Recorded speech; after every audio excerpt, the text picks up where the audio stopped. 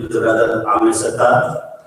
I think he sent you the email to get the printouts. So you got the printouts. Okay, those brothers, they don't have any with him. So they are, after they don't have the printout. So I asked the printer to get some printout for us. So he will be in next half an hour or so. And we got few prints out with the sisters. If I already got the printouts, so out to other sisters who can get it.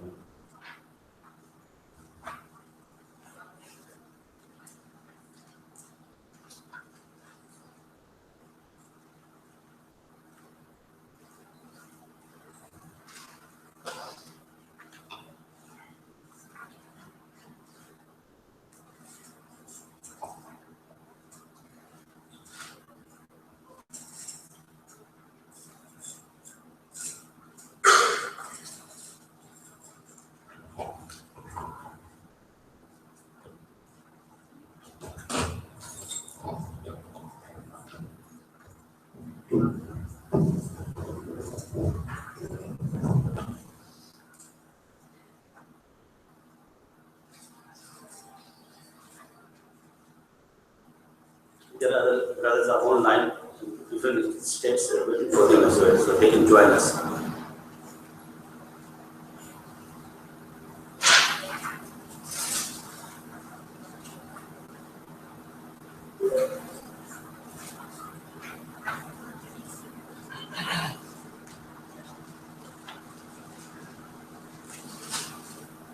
If anyone wants the key, so you are most welcome.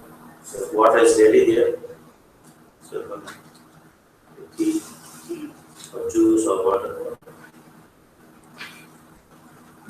ये online वाले हिसाब से ready होते हैं हमारे खाना जी जी ready वो online करते हैं जी जी सब मतलब जो भी आ जाएंगे वो ऑटोमेटिकली ऐड होंगे। अच्छा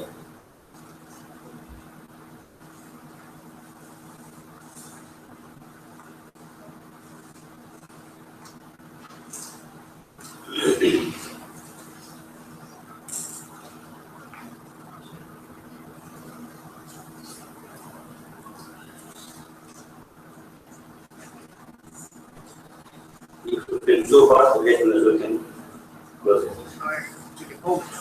Or just one. If you feel that, or then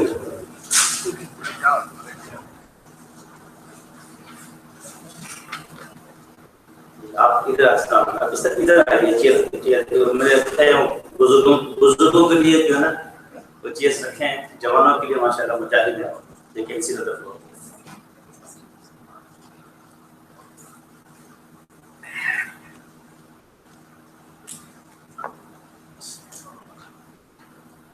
The brothers who don't mind, you can sit from the front so other people can sit. Inshallah, you are sitting to each other. Last brothers. If you can't sit on the floor, so you can sit on the chair. Rami got some chairs outside. Not now, just leave it inshallah. When you need to inshallah, you can ask.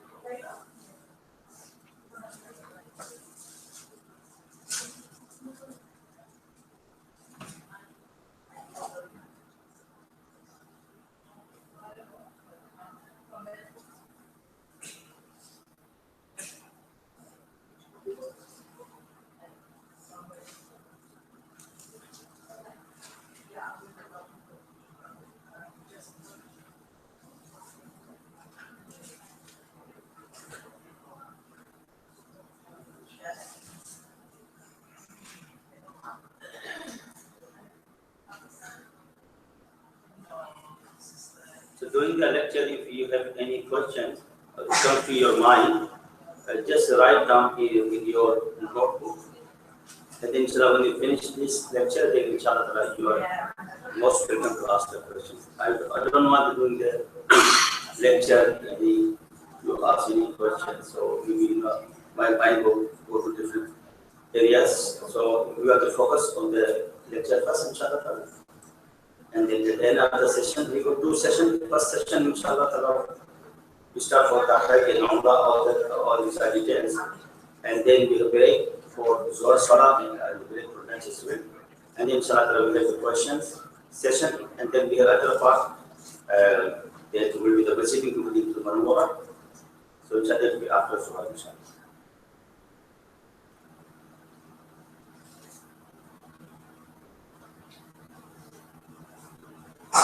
So कुछ शुरू कर दीजिए सब चीजें देखी The car has white color carry, white Camry in the park there.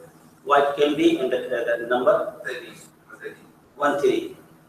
So can you remove the car from there, please? जब से पूछेगा आसिफ कि मैं शुरू कर दूं या कुछ चीजें बाकी हैं तो क्या है सब ready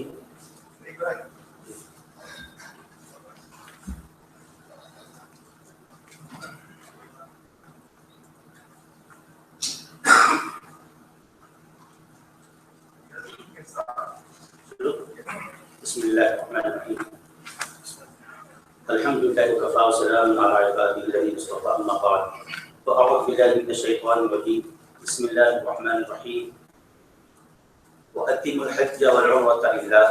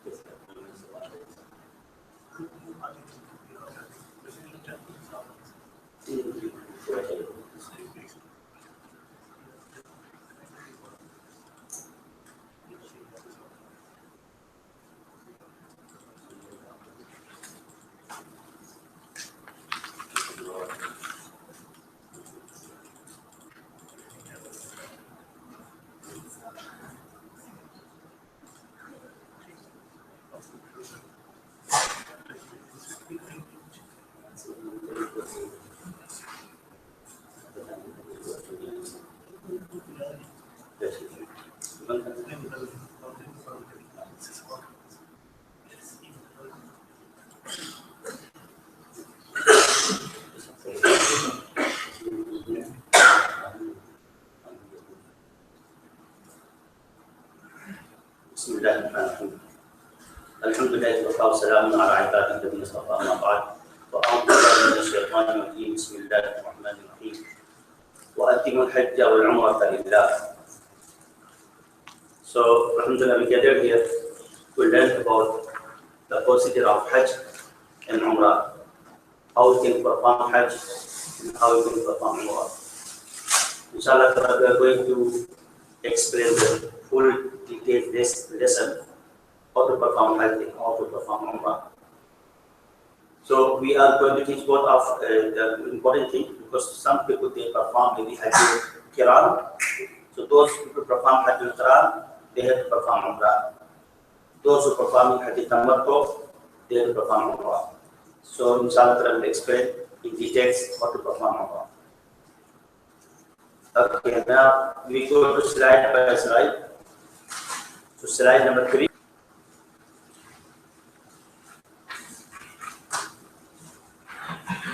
If you are going from Sydney to Makkah Mukarramah, then you need to wear ihram before miqat. And miqat will be for us Yalamlam. From Sydney you are going, and I'm not sure, maybe you are going to stop in Dubai or Abu Dhabi, or maybe in Kuala Lumpur or Singapore. So in that case, I would recommend that you wear the ihram, Abu Dhabi or Dubai or Singapore or Kuala Lumpur. You wear the ihram at the airport, and then that will be easy for you. But sometimes people, what they do, they wear the ihram on the aeroplane, and that will be too difficult for you. First of all, the toilets are not clean, and you may face the wudu problem. And then there are a lot of sunnah after the wearing ihram, like performing the salah. You may miss this one.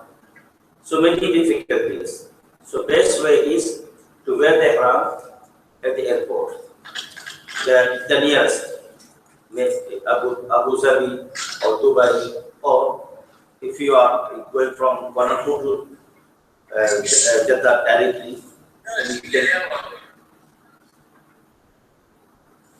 Okay. Brother Kamal is here. I want to, if you try to not listen to the outside voice. Okay. ये हो सकता है कि जो आवाज उनकी आ रही होना है, हमारी आवाज क्या उनकी ना है, ऐसा हो गया।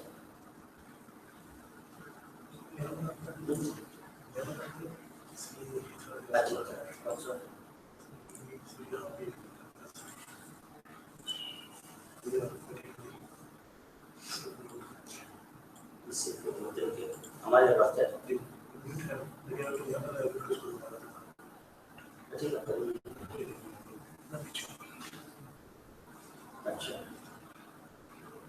So, this is one scenario that if you are going to Makkah Mukarramah, or if you are going to Madinatul Munawwara before Hajj, there are other people, they will go to Medina first. In that case, you don't need to wear the ihram. Just wear the normal dress and go to Madinatul Munawwara. Even though you are going to pass miqat, so don't have to worry. Wearing the ihram is the condition that when you are going to Makkah Mukarramah directly, then you have to wear the ihram before miqat. There are two boundaries of haram, of Baitullah. One is the main boundary, the big one, that's called miqat. There is another boundary, that's called the small boundary, that's called Hududul Haram, the boundary of haram. So the boundary of haram is very close, around 9 kilometer, 12 kilometer area close to the haram. And the miqat, the different miqat for different people. For us, we are going from east, so our miqat will be Yalamlam, before Jeddah. If you are coming from Madinatul Munawwara, there will be miqat. The name of miqat is Dhul Hulayfa. There is a masjid. The masjid name is Masjid Ali. In that case, you need to wear the ihram before miqat. I mean before Dhul Hulayfa, before Masjid Ali. So if you are going to Madinatul Munawwara, so wear the normal dress, go to Madinatul Munawwara, stay here, And then when you are coming to Makkah al-Mukarramah, then you wear the ihram. Some people, they wear the ihram in Medina. What they do, they wear the ihram in Zul Hulayfa, in Masjid Ali. But other than two people, they wear the ihram in your hotel. It's easy for you. And get ready, and then come to Masjid Ali, then make the niyyah from Masjid Ali. Pray 4 rakah, Sunnatul Ihram, and then make the niyyah, and then you will be in the status of ihram, and then go to Makkatul Mukarramah. So now, when you wear the ihram, you can see this slide number 3. There are some details out here, so you can read them. So just one thing I'm going to emphasize here for the men particularly, that when they wear the ihram, just to make sure that they must uncover this. You see this this mouse here now? This bone, the top one must be uncovered for the men. And for the ladies as well, it's highly recommended to uncover, to wear the center like this. But a lady who says that I can't because she's not used to wear this, she may feel that I fell down. In that case, it is allowed for the lady, so that she can wear any sort of shoes. Shoes is allowed for them, but not recommended. Not recommended. But she feel uncomfort or she think that I fell down, so then it is allowed for them. For the men, I don't think so. It is very problem for us, for the men, so they can wear this sort of something. This is very important thing to know. Anyway. Now, how to wear there are some steps for the men. You can see on the picture. So this is the firstly, this is the izar, how to wear the izar. Okay. And then second, this is the top one. When you wear the top one, just to make sure for the men that there is no need to uncover your shoulder. You cover your shoulder as well. When you do the tawaf, just before tawaf, you uncover your right shoulder. So otherwise, the rest of the time you cover your the whole body. Try your regular best.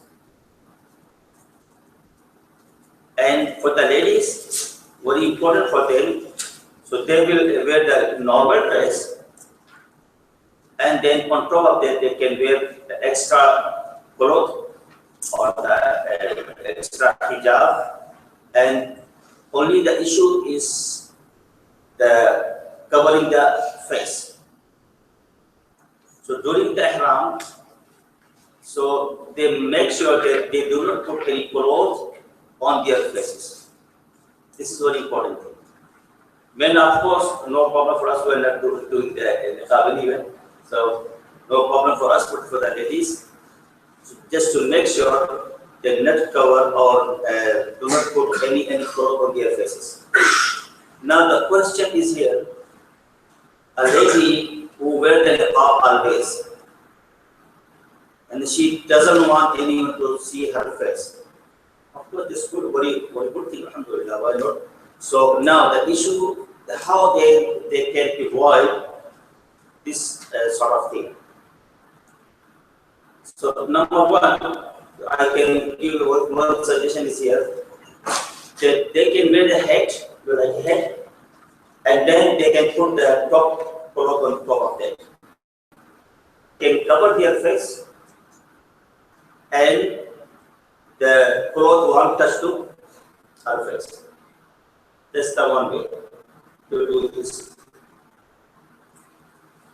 The second way is that if she feels there is no man, that's fine. There's no need for her to do this way. She can put the front cover at the back, no problem. But once she notices someone is looking at her, or if some man is there, then they can again put the cover on top of it. So this way she can avoid somehow. The third suggestion for them is that this try to other ladies, the group of women, try to hide herself amongst them. And the fourth, which is now the new fatwa, the Saudi ulama, they said that because of time of fitna nowadays, it's the time of fitna, so that's why it is allowed for them to do the niqab. They can cover their faces all the time without any problem, without any penalty, without any giving them. So this is the fatwa is given from Saudi ulama nowadays. So what I suggest here, according to Hanafi fiqh, that if a lady wears or does the niqab for more than 6 hours, continuously, then she has to pay the dam. Dam means sacrifice, lamb, goat. So what I'm going to say here, there's no need for them to continuously cover her face for 6 hours. Maybe if she is passing with the man, she can cover maybe 10-15 minutes, half an hour. As soon as she feels that I'm in the safe side, and then take them off. So in that case, not 6 hours continuously. While she's making the umrah, this umrah process will be maybe 2 hours or so. So it's still less than 6 hours anyway. So this is my suggestion. So not to wear the niqab for a long time, for 6 hours continuously. When they go to Mina, for example, in the tent, so there will be the ladies' tent separate, then the men. So inside the tent, there is no need for them to cover their faces. All the ladies are. When they go for wudu area, so they will go outside for 10 minutes, 15 minutes, passing the men to cover their face. So these are the things. So anyway, so they will decide how to work with this. That's why I'm giving this suggestion. Okay, some kits for the men. So this thing is a good item for you to carry with you. This extra. Now, when you wear the ihram, so you need to perform 2 rakats salat ihram. That's why I was giving advice to people to wear the ihram at the airport. In all the airports, got the facilities to perform your salat and musalla. So Dubai airport, Abu Dhabi airport, there is a musalla here, so you can carry. So easy for you. You can change your dress and wear the ihram and you perform 2 rakats here. So this 2 rakat is the sunnah. So try your level best to perform this 2 rakat. And the sister who cannot perform the salah, for example, for their monthly circle. So just any opportunity to take a shower, that's fine. Otherwise, no problem for them. Just wear the new good clean dress and wear the ihram without performing the salah. And this slide 7, so you can hear them.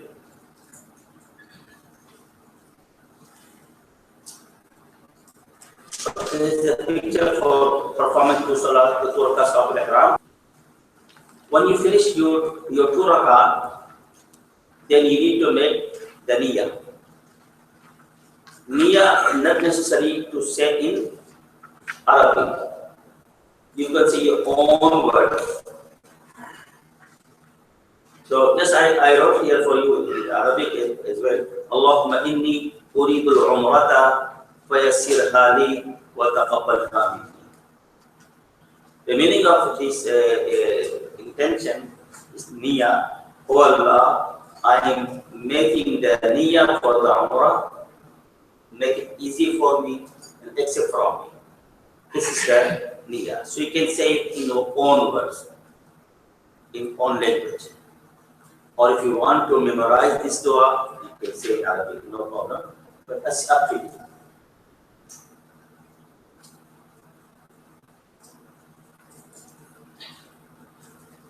Once you make the niyyah, so you will be in the status of ihram. So now you become muhrim. So now that there are many things are halal for you before this niyyah. But as soon as you say the niyyah, now what will happen?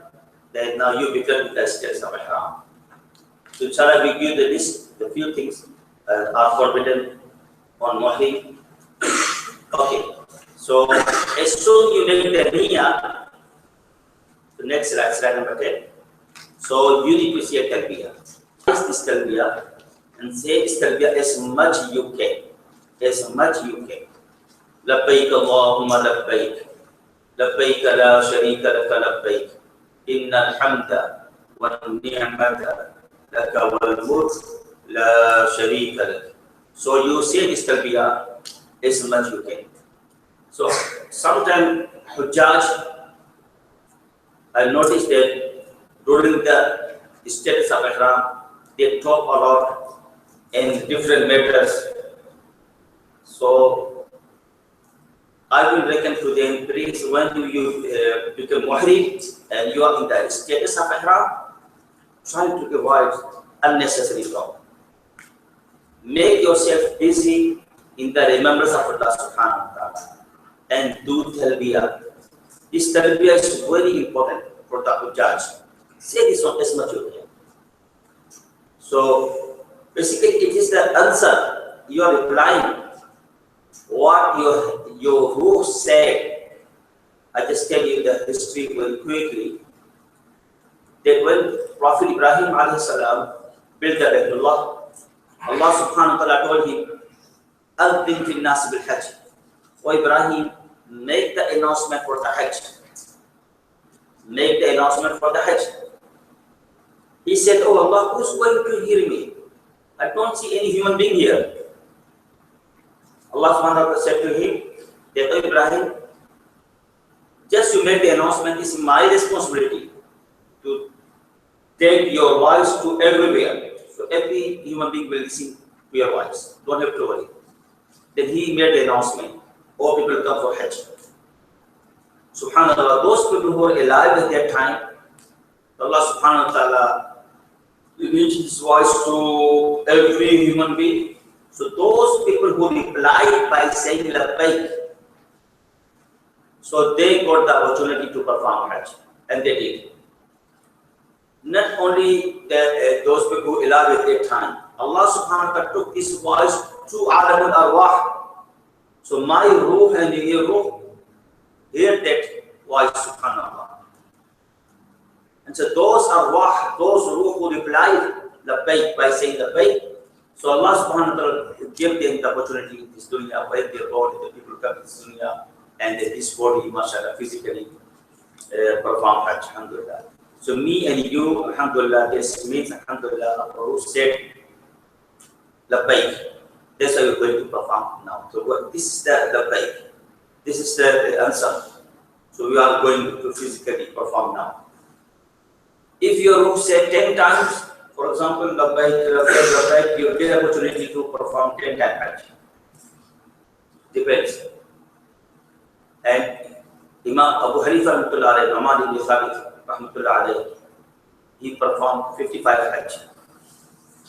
This means his ruh said 55 Hajj. That's why he performed 55 Hajj. And sometimes people ask me, say, "Sheikh, why are you going for Hajj every year?" Always I reply to them, "I'm not sure. I basically completing my quota. So I don't know how many times I go. Said I have to go anywhere. So yes, I'm going." So mashallah, their brothers, they go every year. They go maybe every 2-3 years time. They do some break. They go again. It depends, So how many times you will say you will go again? If a person who did not reply by saying labbaik, even though he lives too close to Makkah, even in Jeddah, one get any opportunity to perform Hajj. Just as. And there are, I know many poor people, they don't have any money to go to Makkah, but alhamdulillah, because the room said, labbaik, Allah SWT opened the door for them, somehow, they go. I remember when I was in Pakistan, there was a man, his name is Qasim. So he was a very poor man. But mashallah, every year somehow he used to go to perform Hajj. So because his root said labbaik, we don't know how many times his root said labbaik. That's why going. Because he will mashallah so many times to perform Hajj. Anyway, so this labbaik basically your body is replying now physically. So understand this. So say labbaik Allahumma labbaik as much you can. But when you say the talbiyah, this talbiyah labbaik Allahumma labbaik, you know Allah subhanahu wa ta'ala spread this voice to your right side, to your left side, and all the trees on your right side, all the trees your left side, all the mountain your right side, all the mountain your left side. So everything, you know, so non-living things, even. See, they start saying talbiyah with you. So you can imitate. Very important thing. So do not engage yourself in other stuff. Say the talbiyah, do the zikr of Allah subhanahu wa ta'ala, and other tasbihat, and recite the Quran, do the istighfar, and recite other tasbih. Anyway, so firstly perform 2 rakah, then you perform you make the niyyah, then say talbiyah. So now you are in the status of ihram. So you are muhrim now. So now you are making haram few things on you. So you can see the list here, page 11 here. I mean the slide 11 written to try to avoid from these things.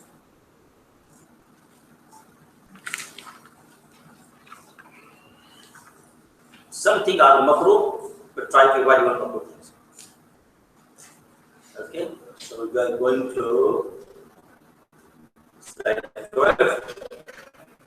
Now, few things are allowed for you, no problem. So, then you can do the miswak, you can do this thing, so no problem for you.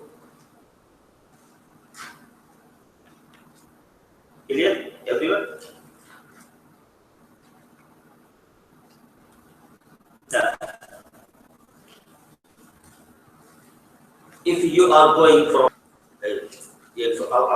from Sydney, I mean via Dubai or Abu Dhabi, and your intention is go to Makkah al-Mukarramah, then you will lay where? Into Jeddah. But if you are going to Madinah al-Munawwarah, then you are going to land to Medina.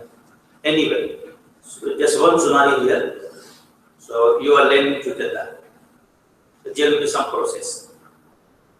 And the same process will be in Medina too. Same thing. Then when you land to Madinah al-Munawwarah, you will pass the procedure of the immigrations, and then you go outside, and then you go to your hotel. Now, the other scenario which you can see here.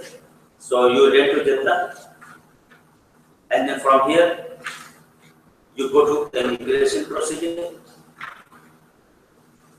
So for the immigration procedure, a few things you need to know. Of course, if you are carrying your wife or your mother or your sister or your daughter, you have to look after them right from the beginning.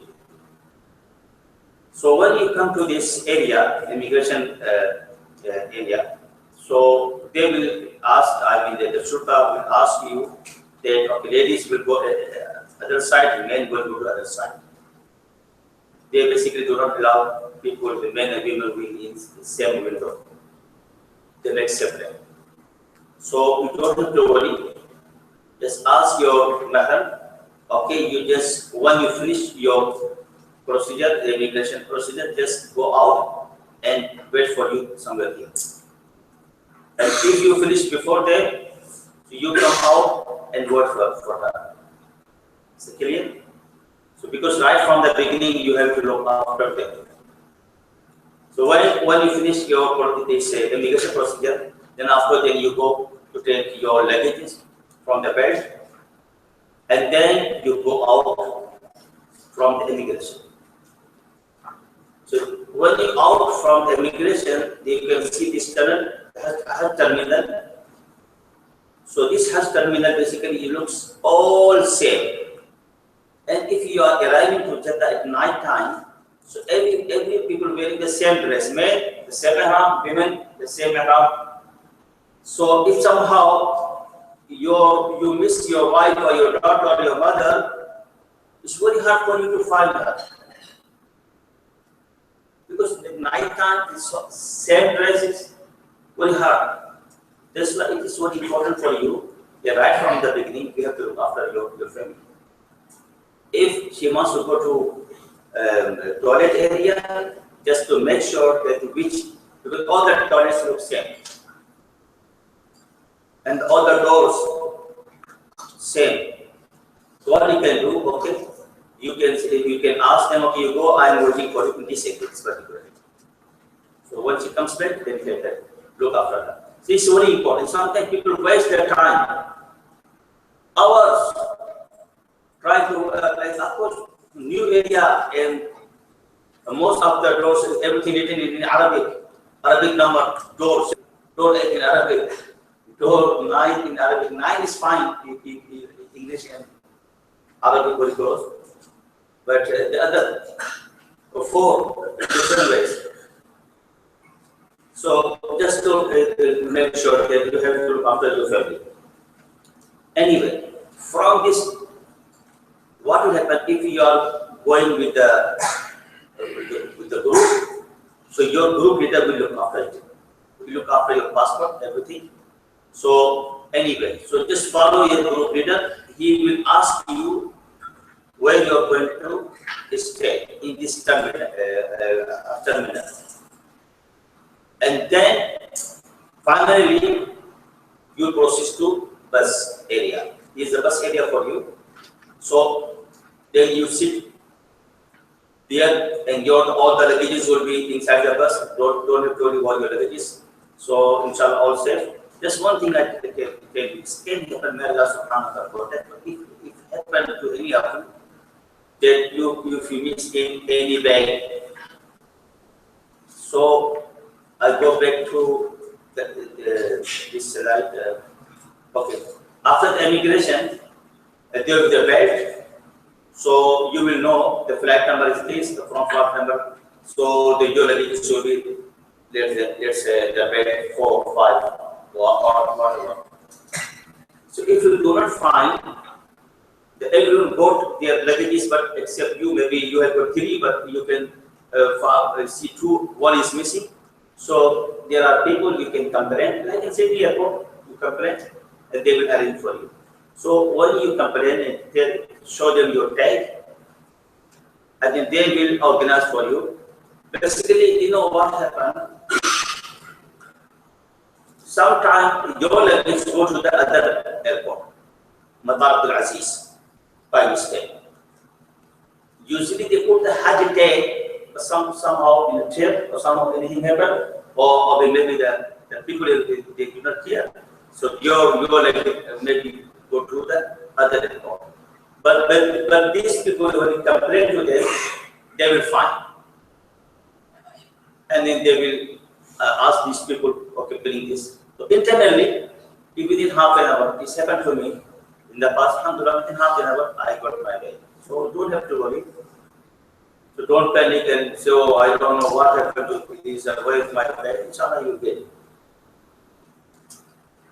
So anyway, after this, you from here now, as a Haji, engage yourself with the talbiyah from all the procedures.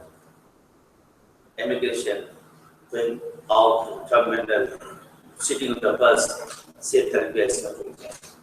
Now you are going to Makkatul Mukarramah, Baytullah Sharif. So on the way, say the talbiyah as much as you can. And this bus will take you, the other side, to the Muallim office. We'll take you to Muallim office. So different people will get a different number. Someone will get a 40, someone will maybe 30, someone will get 50, depends anyway. Let's say what number, let's say number 40. Your number is 40. The bus will take you there, and the bus driver will take your all the passport and will submit to this office. To this office. And there will be some workers. They will give you the small belt, like a watch, the red color. So this belt is very, very important for you. You must carry all the time.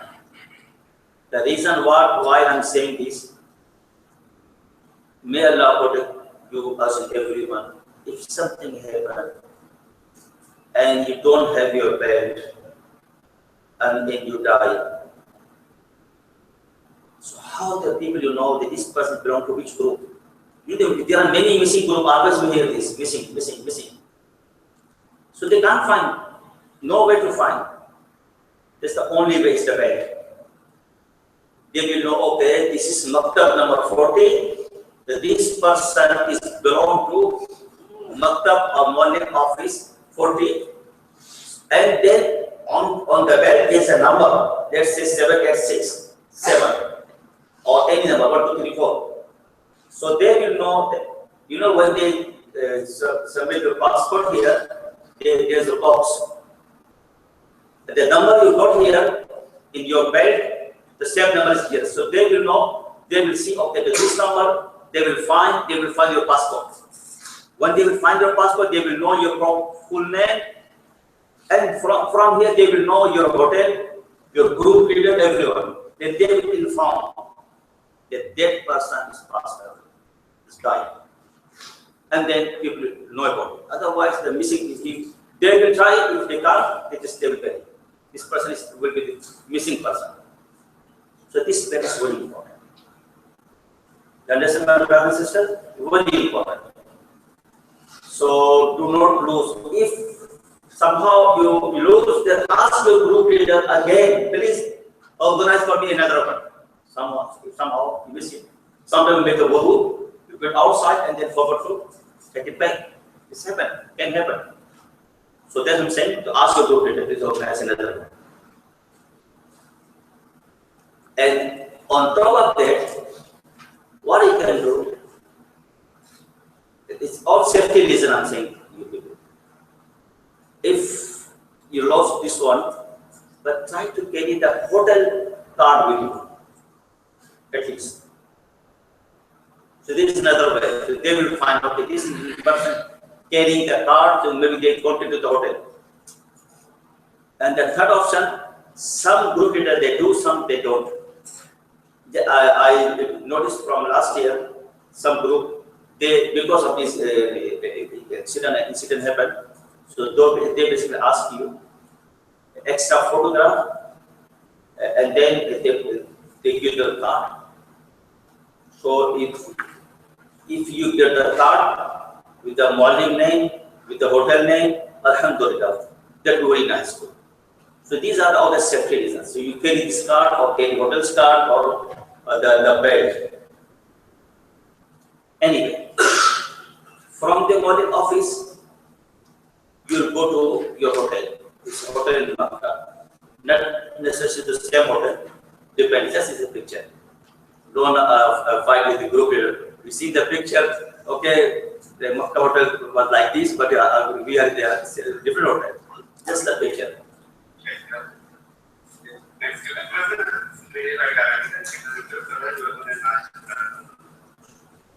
Okay.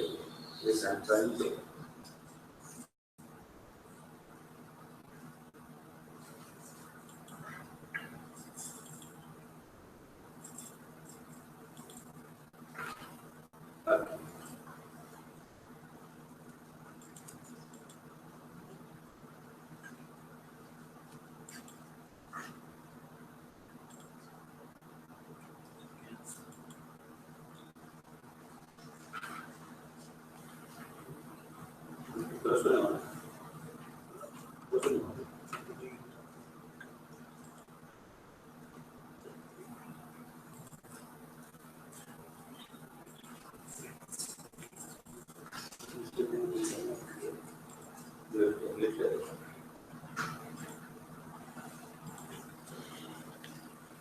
Okay.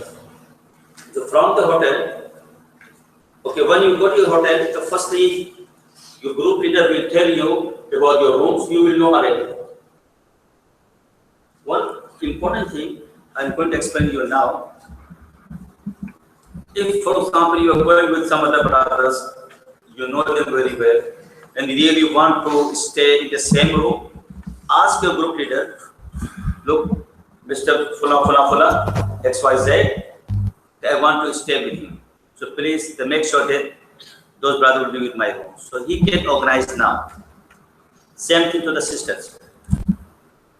If they want to live together, tell the group leader, okay, this sister's name, they want the same room. 3, 4, or 5, depends. Sometimes, when they go to Makkatul Mukarramah, then they say, why this man is in my room? I don't like this. I want my brother or my other friend, very close to me. I want to stay with him. And then start fighting. No, change the room. It's too difficult, too hard. And that will be too late too. Choice is still in your hand now. Can advise, can ask your group leader to please organize. Okay, and I want to stay with these brothers. Or sister, they can say, I want to stay with these sisters. That's it. So, of course, group leader will look after you. But don't, change your mind here. It's too difficult for you. Anyway, when you go to your room, of course, you feel tired because it's a long journey, and you think that it's too hard for you at this stage to perform Umrah right now, and you want to take some rest. Yes, you are allowed to take some rest. 1 hour or 2 hours or even 3 hours, for example, this fine, no problem for you. You can take some rest. When you feel comfort, alhamdulillah, then you go to perform Umrah. So not necessary to perform Umrah straight away.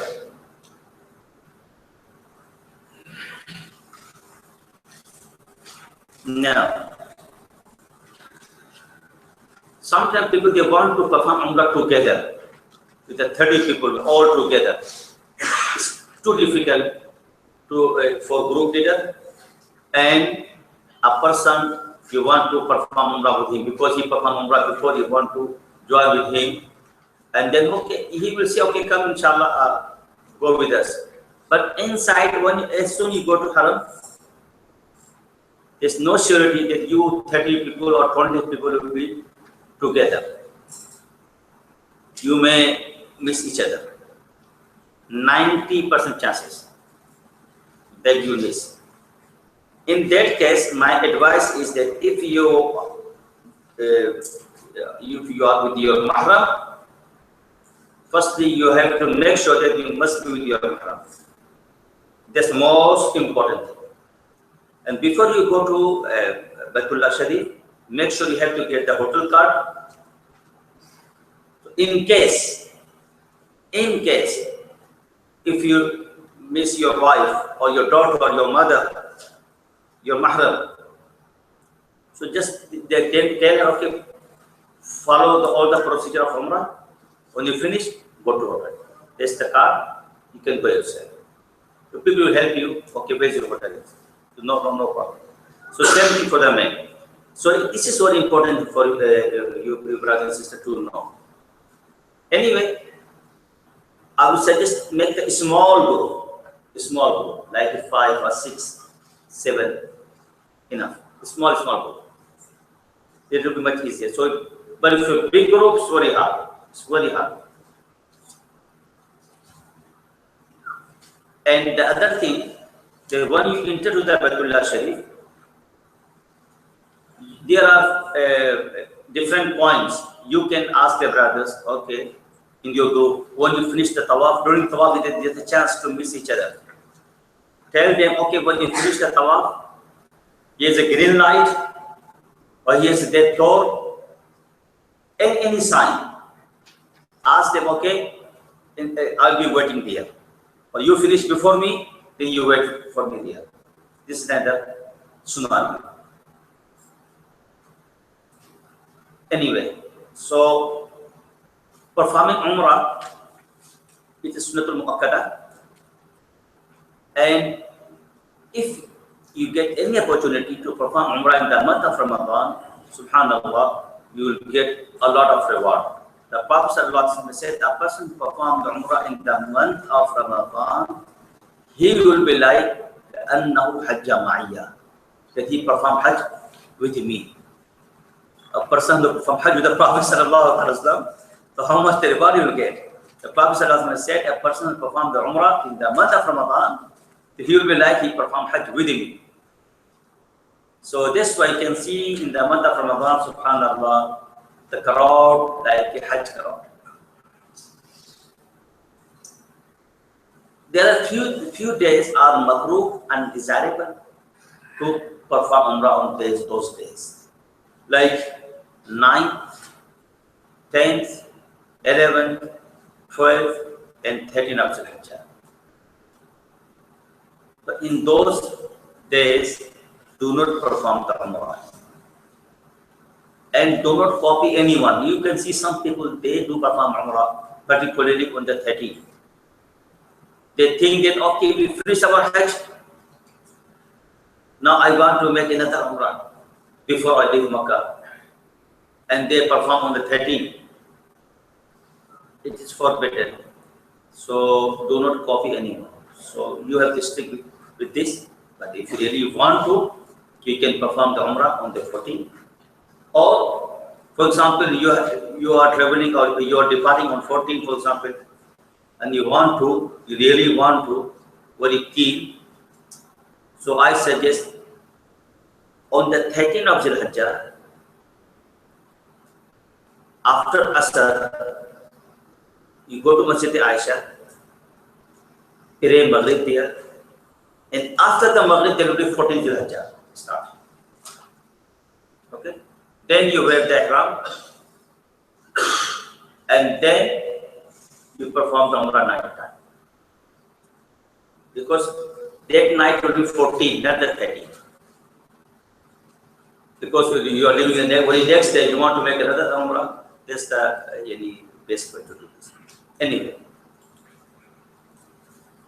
the next slide. So when you perform the Umrah, you need to know what are the fara'id, and what are the wajibat. The fara'id of Umrah are two.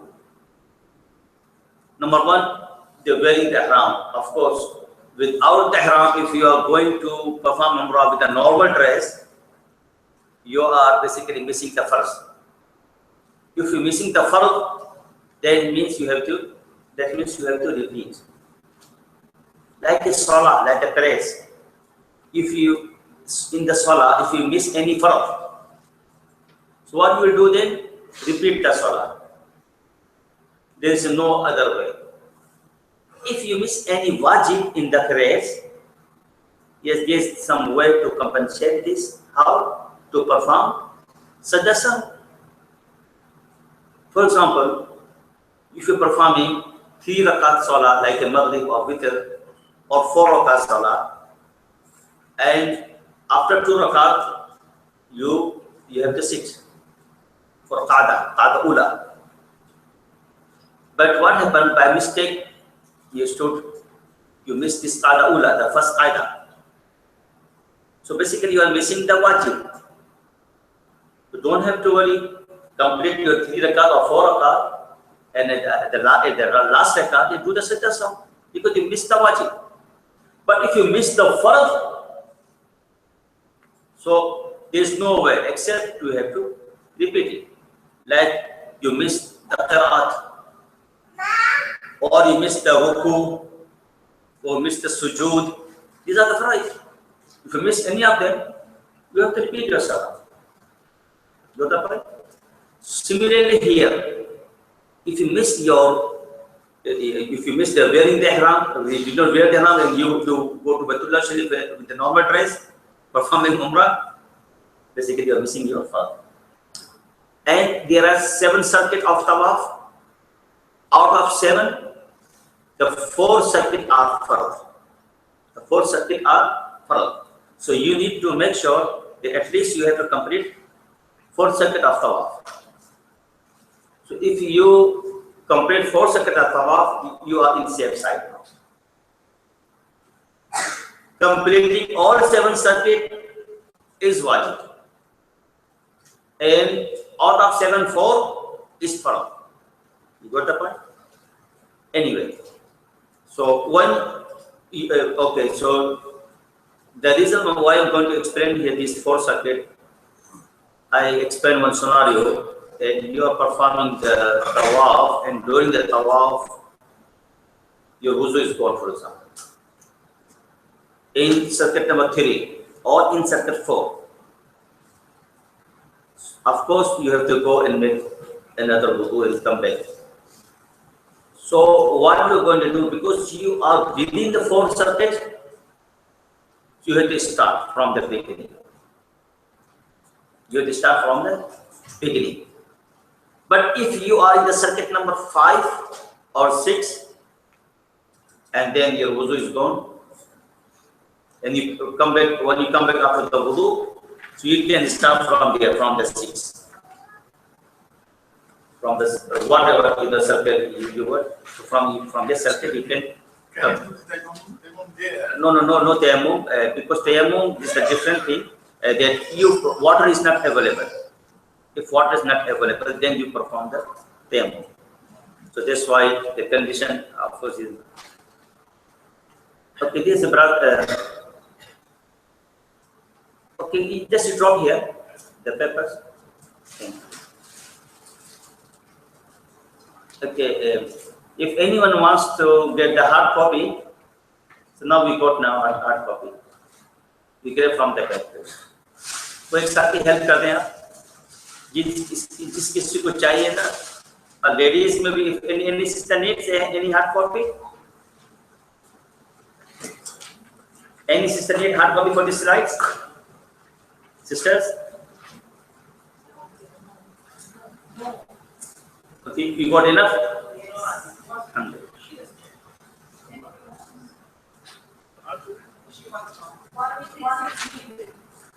Okay, brother, can you pass 3, 4, 5 to the sisters?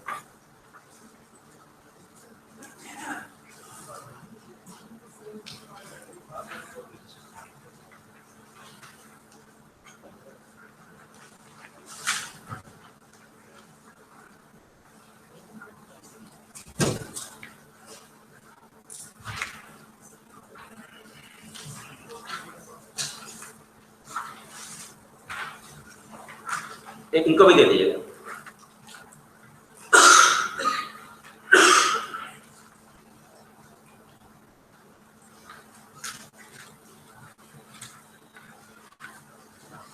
Okay. There are few wajibat. So if you miss any wajib, as I said, way to compensate, you need to do you need to pay the dam, and by paying the dam, you will be saved. So what are the wajibat in Umrah? Number 1, that you have to complete all 7 circuits of tawaf. All 7. So if you complete 6, for example, and anything happen, you did not complete the last one, so this means you have to pay the dam. Dam is pay you sacrifice the animal like a lamb, goat, sheep. And the second wajib is after the tawaf, sa'i between Safa and Marwa.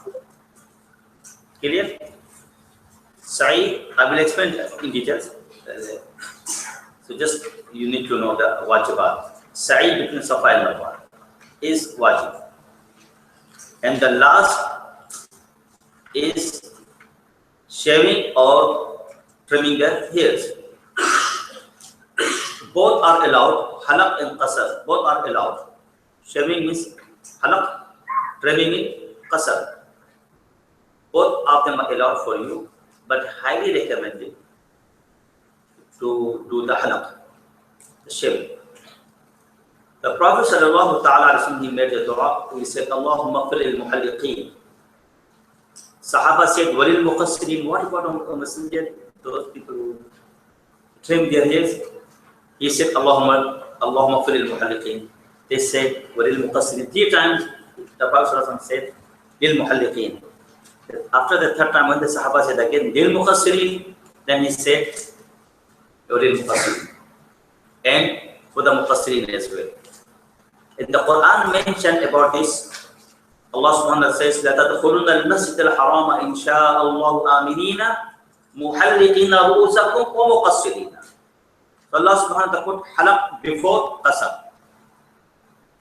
So this means halaq is, if you do the halaq, you get the more reward.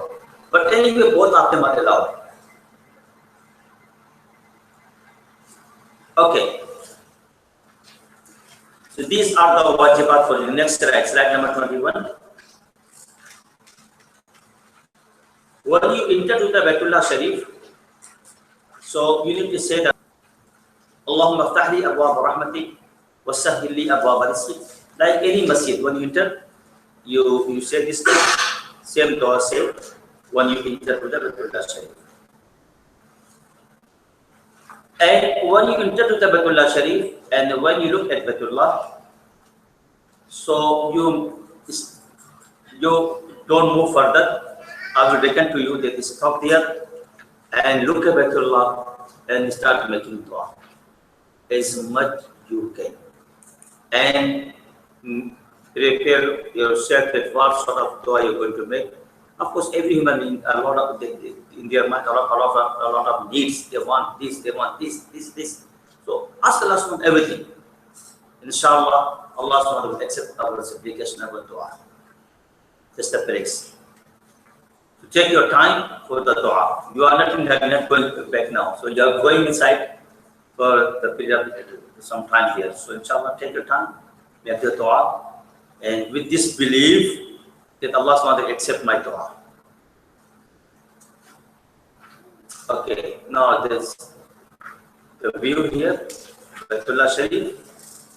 So when you enter Baitullah, then make the dua as I said to you. Get ready for the tawaf. This is the old picture, but the reason I insert here, so I want to explain something here. So now this is Hajj al-Aswad. So this Hajj al-Aswad basically, that was Hajj al-Abiyad. Hajj al-Abiyad. It was a very bright. Jibril Amin brought from the Jannah. Because of human beings' sins, our sins, what happened? It became black. And now it became Aswad, not only sword, Aswad became so black, very black, because of the human beings' sins. Anyway, so we need to start our tawaf from this point. In the past, there was a brown line, but they took it off. The reason that people basically what they used to do, they basically used to perform the salah on this line. The people are doing the tawaf and those people are here to move further. They can't move because of this person who's staying there. Sometimes people, they used to stand up there and make long dua. And other people, can't move. So for example, if these people are here, they stop to beg these people, they will stop, everyone will stop all the way. All the haram, will stop. So that's what's happening in the past. That's why the Saudi government said, okay, we don't need this. They took it off. All plain. So you just find it, you have to stay there, don't waste not wasting money, don't spend your time here. So now the question is here, how do you know this? Exactly where is Hajj al-Aswad? So you can start from. So what you can do, when you come close to this area, let's say you are coming from here, so just look your right side. Look your right side. There will be one green light. You can see the green light. That green light basically will point to the Hajj al-Aswad. So you, when you see the green light, and you see that the back of you, the green light is there, so this means you are facing to Hajj Aswad now. Then you can start your tawaf. So before you come here, get ready with your niyyah. So niyyah, inshallah, will explain the next slide. So then you start your tawaf. During the tawaf, you can see this one, the gold one, is Maqam Ibrahim. Sometimes people, they stop their tawaf and start looking at Maqam Ibrahim. You can look when you are in the normal time. During the tawaf, don't engage yourself in this sort of thing. Just continue making the tawaf. During the tawaf, make sure don't go inside the hatim. This is deep. Do you see this deep? Don't go inside. Because this inside is the Baitullah. When the Prophet ﷺ built the Baitullah, so in his time, he asked the people of Makkah, bring the pure money, no interest money, no riba or usury money. So the people of Makkah, even though they were kuffar at that time, they knew the importance of this house, so they borrowed a very clean money, no interest. So there was not enough money to complete up to this point here. The Prophet ﷺ, he said, okay, so we can build the Kaaba to there, and then he put the stone there surrounding. He put like a D. So this means this is inside the Baitullah. So during the tawaf, you can't go inside. You got the point? So anyway, start anti-clockwise and go and then come back to this point again to the green light at the back. Make sure. This means you complete one circle. During the tawaf, do not look at Baitullah. You may notice many people making the tawaf, looking at Baitullah. This is absolutely wrong. The attitude of tawaf is to look it down and do the tawaf. And somehow, if you close to the hatim, this is called hatim, so do not touch this one. So this is no good for us to during the tawaf to touch the Kaaba or hatim, except this corner. This is called Rukn Yamani. Rukn Yamani. So Rukn Yamani, if you get any opportunity, so that's fine, you close to that, go and then put your right hand at that corner, because the Prophet ﷺ did this. But if you don't get any opportunity, it seems too hard to live it, don't have to worry. So these are the small things that the people they do mistake, and they're looking at Baitullah, touching the Kaabatullah Sharif. And sometimes during the tawaf they stop and then they, this area, and they want to kiss the Hajar Aswad. That's why, they stop. You can do when you are in normal time. When you come for Salah, and then doing the tawaf, that's fine. Now you are in the status of Ihram, and you need to complete a lot of things. So concentrate your main things. Okay, so now, when you complete one circuit, then start again. So the seventh circuit will be completed here. So when you finish all 7 circuits, this means you complete your tawaf. But you are still inside the tawaf. You need to pray 2 rak'ah. Out from like a salam, Without salam, cannot go out from the prayers. So these 2 rak'ah are like a salam for the tawaf. Okay, during the tawaf, there are some procedures. One, do you see this, the man? So you can see uncover his shoulder. So the man, basically make sure that you uncover your right shoulder. That's called ilgotiba. And the second thing, the next page, the ramal. Slide 28. Go to slide 28. You got slide 28, everyone? Okay. So you make sure that you uncover your right shoulder, and when you start making the tawaf, so you need to do the ramal. Ramal is a sunnah with short steps, and don't run fast. And start you run, but not too fast, but with short steps, very short steps. You need to do in first 3 circuits.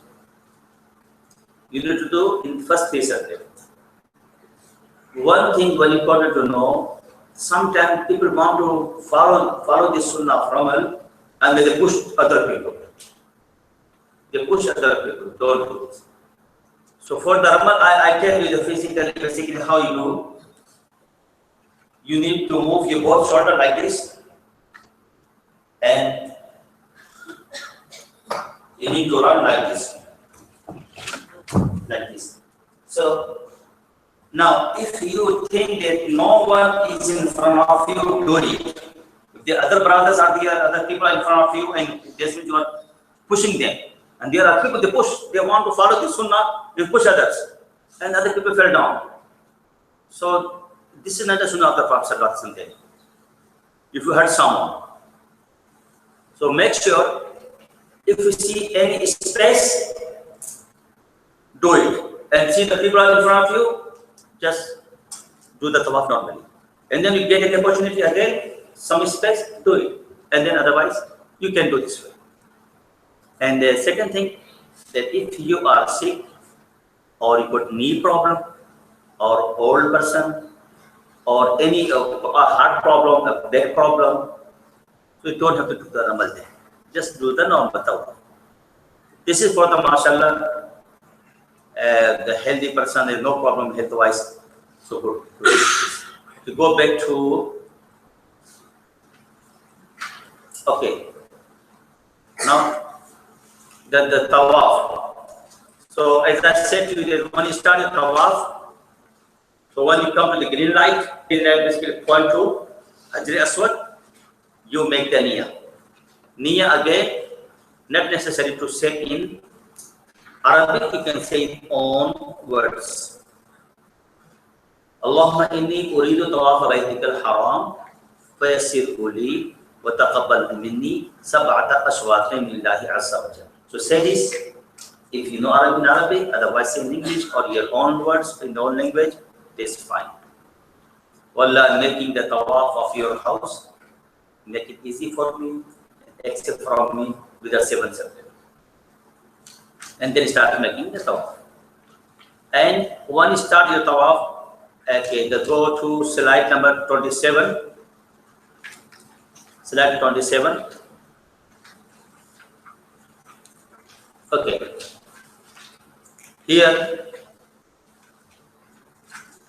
if you get any opportunity to kiss Hajj Aswad, alhamdulillah, that's very good.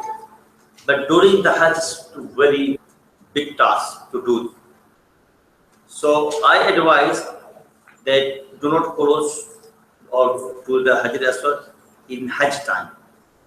When you're going to normal Umrah in normal days, so okay, you can try, but Hajj time I know is too difficult. So there is no point that you are hurting yourself and you get hurt, or you may get hurt to others, harm others to get this reward. No point. So just if you somehow, if you get any opportunity, alhamdulillah, start your tawaf with the Hajj Aswad, that's fine. If you're not, you can do the istilam from the distance. Okay. Raise your hand after the niyyah. Raise your hand towards Hajj Aswad, both hands, like a takbir tahrima. So raise your hand towards Hajj Aswad, and then say Bismillah, Allahu Akbar, wa lillahi alhamd. And then start making the tawaf. Clear? Now, some ulama, they allow you that you, after saying Bismillah, Allahu Akbar, you can kiss your hand, no problem. But some other ulama, they say not. So it's up to you. So if you want to kiss your hand, so I personally, I don't feel any problem here. But it's entirely up to you. So this is the Islam procedure and the Roman procedure I explained to you there. And go to page slide 29. During the tawaf, make sure that engage yourself in the zikr of Allah subhanahu wa ta'ala and the dua. Any zikr you can do, any dua. So not necessary to make the dua in Arabic. You can notice there are people, they carrying the book and reciting the dua. Sometimes they do loudly or silently, or they follow the books like they only, sometimes they do not understand the meaning. So what is the point there? So you make dua your own language while you're making dua. Okay? So, in that case, you can say what you want to Allah subhanahu wa ta'ala. So in your own words, well, I feel this difficulties, this problem in my life, this and that. Say to Allah subhanahu wa ta'ala. He will accept everything.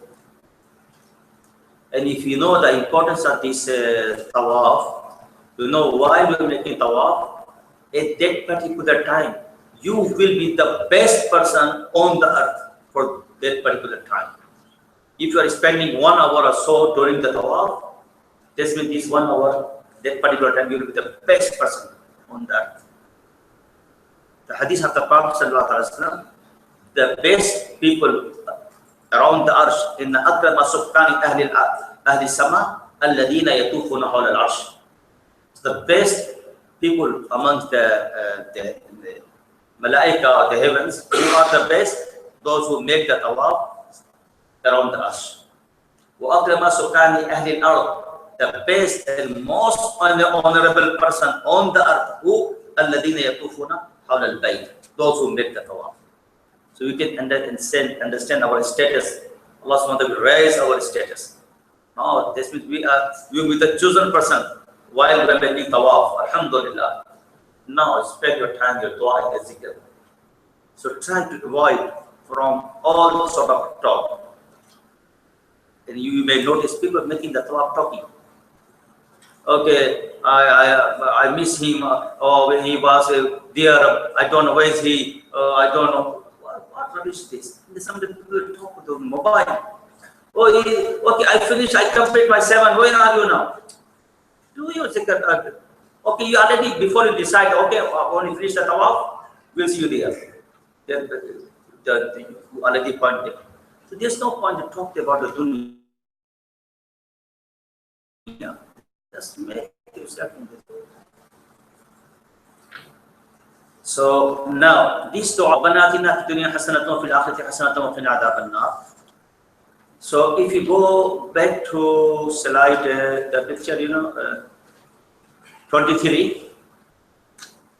Go to slide 23.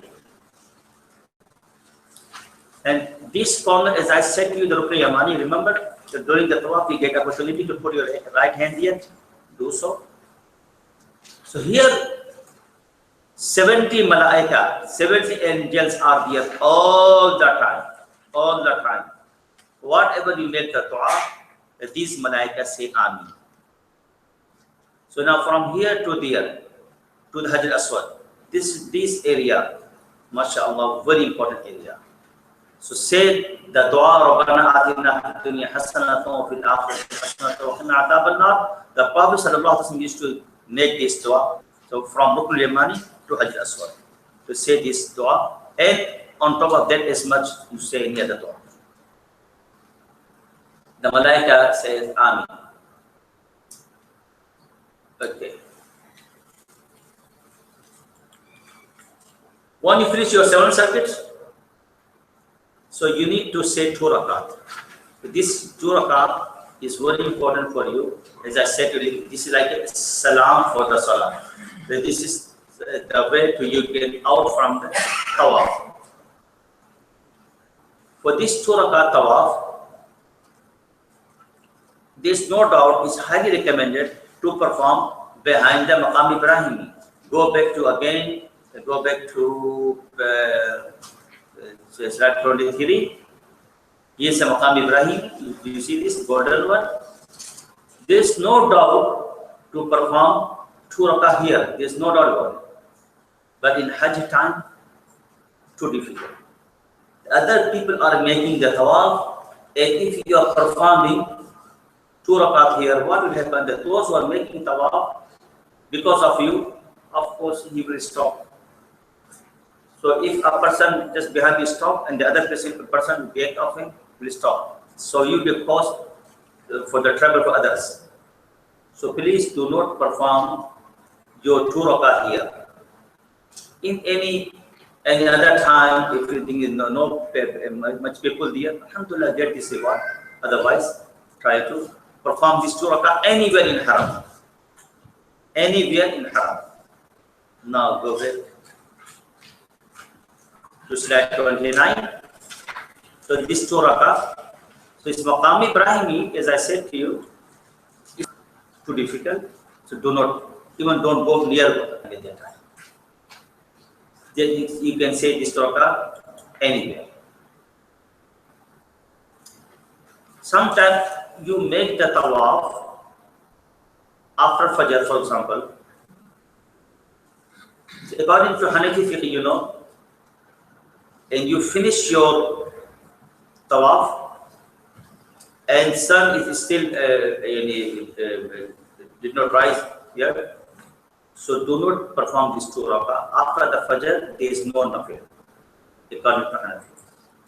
Or if you make the tawaf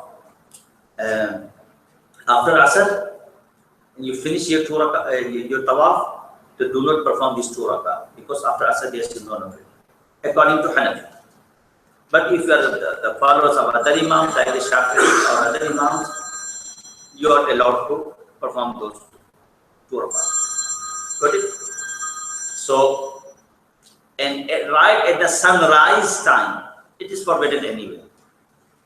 So do not perform, then wait for sunrise. 15 minutes after the sunrise, you can say this 2 rakah. And as well as the zawal, right zawal time. So do not perform your this 2 rakah at zawal time. Okay, so just I explained to you already. You can see this. Okay, now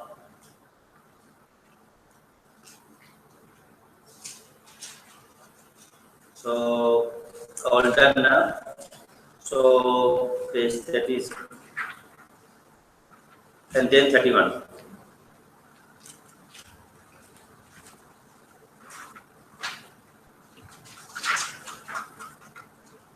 When you finish your tawaf and you this 2 rakah,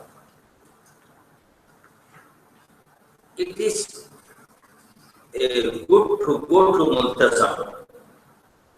But I will say nowadays, because it is too hard, too difficult to reach to Multazam in the Hajj time. So, but I wrote here because that's the recommended thing. So you will know, but I will advise you not to go to Multazam for this Umrah time. When you go to Salah in normal time, try to go to Multazam. Multazam is the door of area. So you and you spend your time there. Of course, the house of Allah subhanahu wa ta'ala is closed there. So inshallah, all the dua will be accepted. There's no doubt. But during this Umrah procedure, when you finish this 2 rakah, I don't reckon to go there in the nowadays. Too difficult for you. Particularly if you are carrying your family, your wife or your daughter or mother, it is too difficult. And as well as if you are with a group, other people wait for you. And the second thing is that after this 2 rakah, drink Zamzam as much you can. So there's no well anymore. We can't see. I mean, well is there, but we can't see.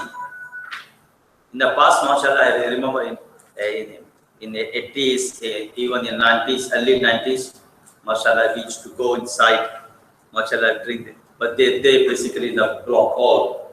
You can't see well anymore.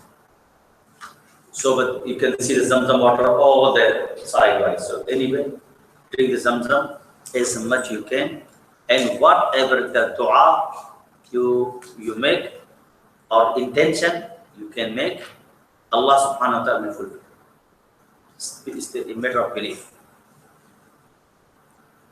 If, for example, even the secular things, you want financial issue, you have make the intention, well, I'm drinking this Zamzam, Allah solve my business problem, my job problem, or other difficulties, or family problems I'm facing.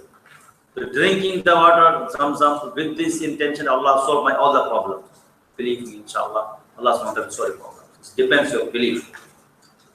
And if you want to ask Allah subhanahu wa ta'ala for the akhirah with a strong belief, drink the Zamzam water, Allah subhanahu wa ta'ala will accept your dua. The hadith of the Prophet sallallahu alaihi wasallam said, Ma'u zamzama lima shuriba lahu.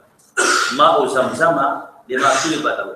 The Zamzam water, whatever you have an intention, is for this. Hadrat Umar radiallahu ta'ala anhu drank the Zamzam water and he made the intention. He asked Allah subhanahu wa ta'ala, oh Allah, protect me on the day of judgment from the thirst. I want to be thirsty there on the day of judgment. To protect me from the thirst on the day of judgment. And Allah subhanahu wa ta'ala accepted his dua. You know, he will be the one of the companion, one of the person who will serve the water to people from the Hudud Qasr to the people. With the Prophet sallallahu alaihi wasallam, they serve some. The Hudud Qasr, Allah subhanahu wa ta'ala is the Nahr from the Jannah. Prophet sallallahu alaihi wasallam will serve. Abu Bakr radiallahu ta'ala will serve. Umar radiallahu will serve people. Allah subhanahu wa ta'ala protect him. Allah subhanahu wa ta'ala accept his dua. Imam Abu Hanifa rahmatullah alayhi, when he drank the Zamzam water, he made the intention, oh Allah, make me afqahun nas, the biggest faqih amongst the whole mankind. And exactly happened. Now he is the top. That's why Imam Shafi'i rahmatullah alayhi used to say, An-nasu iyalun ala fiqh Abi Hanifa. All mankind is the iyal, okay, in the fiqh of Abu Hanifa. He is like a father of everyone in the fiqh. Allah subhanahu wa ta'ala accept his dua. Hafid ibn Hajj al-Asqalani rahmatullah alayhi, he's a big muhaddis, very mashallah, big person in hadith, particularly in the rijal, in the narrators. When he introduced the Baitullah Sharif and he intended to drink some water, he asked Allah subhanahu wa ta'ala, give me the intelligence, the hifz, the zakawa, like gave to Hafiz Abu Abdullah Zahabi. Hafiz Abdullah Zahabi rahmatullah alayhi, mashallah, was a big scholar too. Ibn Hajar al-Asqalani asked Allah subhanahu wa ta'ala, give me this sort of intelligence, the zakawa, the hifz. And Abu Abdullah Zahabi passed away 748. And Ibn Hajar al-Asqalani passed away 852. So 1 hour, 104 years difference, time difference. But mashallah, Ibn Hajar al-Asqalani wanted that Allah subhanahu wa ta'ala make him like Abu Abdullah Zahabi. The historian said that Allah subhanahu wa ta'ala gave him the hifz after this his niyyah, excellent hifz, and he became, mashallah, what do you call it? Mashallah, his ilm is more than Abu Abdullah Zahabi. So you can imagine. So the reason I'm saying this, that you just make intention, whatever the niyyah you have. And yes, one dua, the very famous one, if you want, you can. Allahumma inni as'aluka ilman nafi'a wa rizqan wasi'a wa shifaan min kulli da'. So this is the comprehensive dua. Allah give me the knowledge which will give the benefit. Of course, if you get that knowledge but there is no benefit, no point to gain this sort of knowledge. So ilmun nafi' is very important. In rizqan wasi'a, of course, everyone wants to. Wasi' rizq. Allah subhanahu wa ta'ala provide us a lot of risk so we can live in this dunya peacefully. And shifa min kulli da', the cure from all the disease. So min kulli da', just have intention, all sort of this, spiritually or externally. People, we got a lot of spiritual problems. Spiritual disease like envy, jealousy, okay, enmity. People they do not like others. So a lot of problems. So ask Allah, clean my heart. Allah, I want to clean my heart. So anyway, so this is the multazam. Now, when you drink the water, you finish this. Now go to the other procedure, the other wajib, which is Safa and Marwa. So when you go to Safa, okay, I show you the picture. Slide 36. No. Slide 34. Slide number 34. If you go to the ground floor, but in fact this is the basement now. So you can see this mountain, this is the Safa mountain. But if you are going to start from or second or third floor, then you can't see this mountain anymore. So this is the mountain of Safa. And will be the next mountain, which is called Marwa, 36. Slide number 36. And in between slide number 35, this is the area you need to do the sa'i. Okay, before we start this, go back to 33. So you need to face to Baitullah, and then if you see Baitullah from the Safa area, the school, if you can't see it, but at least you have to face to Baitullah, and then make the niyyah. Allahumma inni uridu sa'ya bayna Safa wal Marwata sab'ata ashfaqan lillahi azza wa jal wa yassirhu li wa taqabbal minni. Allah, I'm making the niyyah of sa'i between Safa and Marwa with the 7th circuit. Make it easy for me and easy for me. Not necessary to say in Arabic, as I said to you, you can say in own words. So make the niyyah and then make some dua, and then start making sa'i. When you start sa'i, so of course you are starting from here, from the Safa area. So during the sa'i, while you are making sa'i, you will see the first green light here. First green light. So when you see the first green light, then you need to run from this green light to that one, the next one. So if you are in good health, run. But if you got any problem, knee problem or back problem or heart problem or any, can't run, so just walk normally. The ladies, they don't have to run, they walk normally. Men will go, of course, they will run, and then if with you, for example, if you, your wife, your mother or sister, daughter, so then you stop here. Stop here and wait for her, and then take her with you up to the end. So ladies are no good for them to run here. Just walk normal, and the men will stay, will wait at the light. Anyway, so when you start from the Safa and went to the Marwa, then we have one subject, and then from Marwa to Safa, then we second one. Okay, now you are coming, for example, from Marwa Again, you will see the first light. Okay, so start running from there. And when you come to the next light, here, then you stop. Same procedure. Wait for your mahram, take her, and then go to the Safa. So, 7th circuit will be completed where? In Marwa. Safa to Marwa 1, Marwa to Safa 2. So, and then you complete it. 7th will be at the Marwa place. This is the Marwa. During this sa'i, engage yourself in the remembrance of Allah subhanahu wa ta'ala.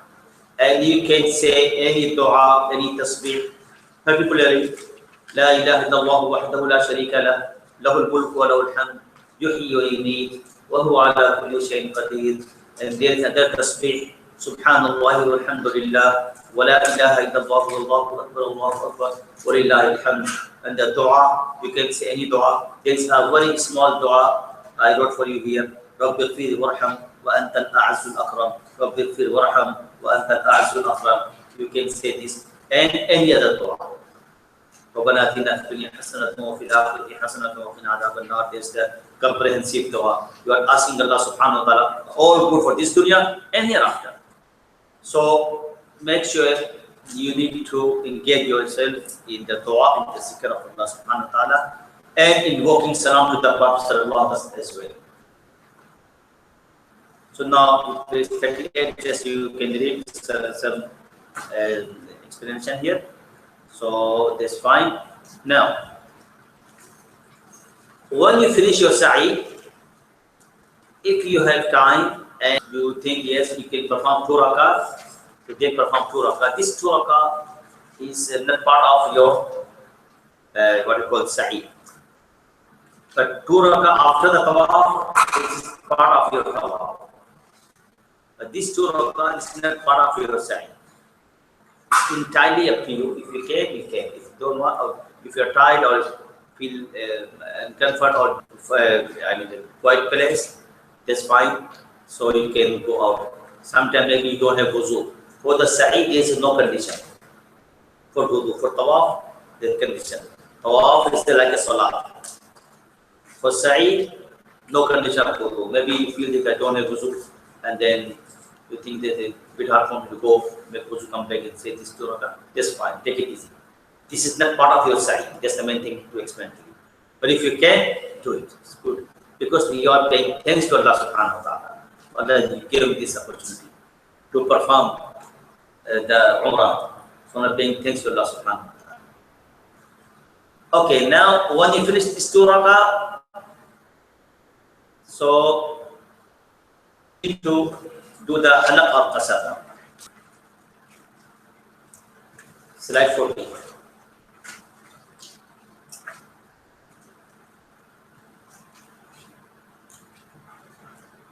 Now, halaq, which is shaving, qasar, which is trimming, as I said to you, the halaq is, of course, you get more reward, but qasar is allowed too, trimming is allowed too. According to Hanafi school of thought, if you are doing the qasar, then you have to make sure that from whole ras, whole head, 1/4 from all the area, 1/4 has to be trimmed from everywhere. According to Imam Shafi'i rahmatullah alayh, if you have only 3 hairs, for example, and you cut it, enough. So that will be enough. So you can see people when they finish their tawaf and they go to scissor cutting each other. Okay, till you get 3 hairs, can't see. Oh, you perform Umrah? Yes, I did. You didn't do any halaq qasar. I said, no, I said I followed Imam Shafi'i's qasar. I took only 3 hairs and took it off. But anyway, it's up to you. I'm not sure. It's up to you. If you are Shafi'i, that's fine. It's allowed anyway. But if a Hanafi, for example, then it's my responsibility to explain this. It's very important for you to make sure you have to trim from all part of the hair 1/4. For example, 1 inch, this means you have to take a quarter inch. Okay. Now for the sisters,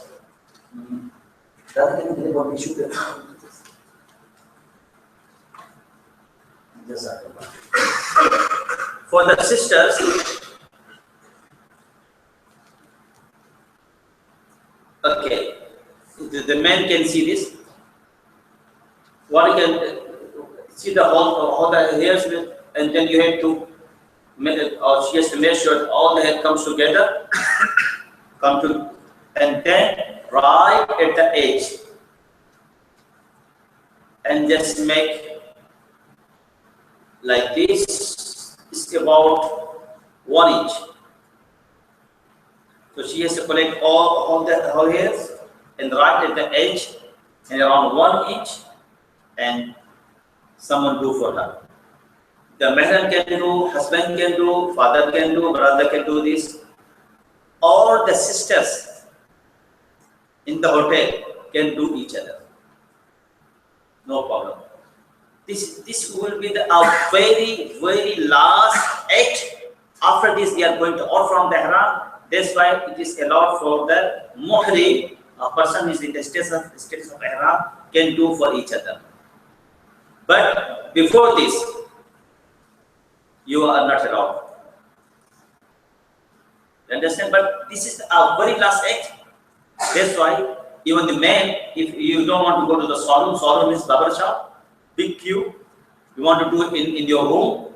The brothers can do each other, sisters can do each other. So of course you are still in the ihram, but you can do it. Because this is a very last act.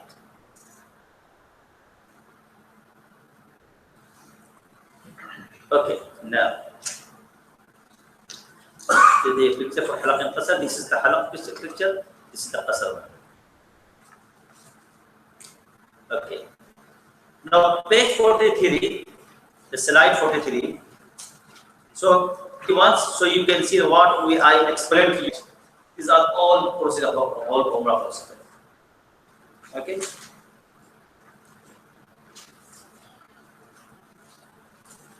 Clear to everyone? The whole procedure of Umrah here in one page. Now, this is the main part of Hajj now. Going to Makkatul Mukarramah a day or 2 days before.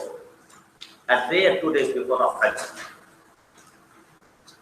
And I will recommend, I will say to you to do Hajj Qiran. But if you are going to Makkatul Mukarramah days before, like a week before, in that case, I will recommend that to perform Hajj Tamattu. So I am not sure about your guru, that which day you are going to Makkatul Mukarramah. So anyways, just I explained to you this. If you are going to Makkatul Mukarramah a day or 2 days before, and then that's fine, you do the Hajj Qiran. I will explain what is Hajj Qiran or Tamattu. So page 45, just you read some the virtues of Hajj. A lot of reward. You know, all the Hajj, what we do here, all the pillars of Islam, after the Shahada, Salah, for the Salah, there is no need to travel. You can perform Salah locally, it means in local masajid, in local area. Travel from one part to another part to perform your salah locally, local masajid, go and perform your salah. For the fasting, there is no need to travel. Okay, now for the fasting, you have to travel from here to another place and fast here. No, in your home, that's fine.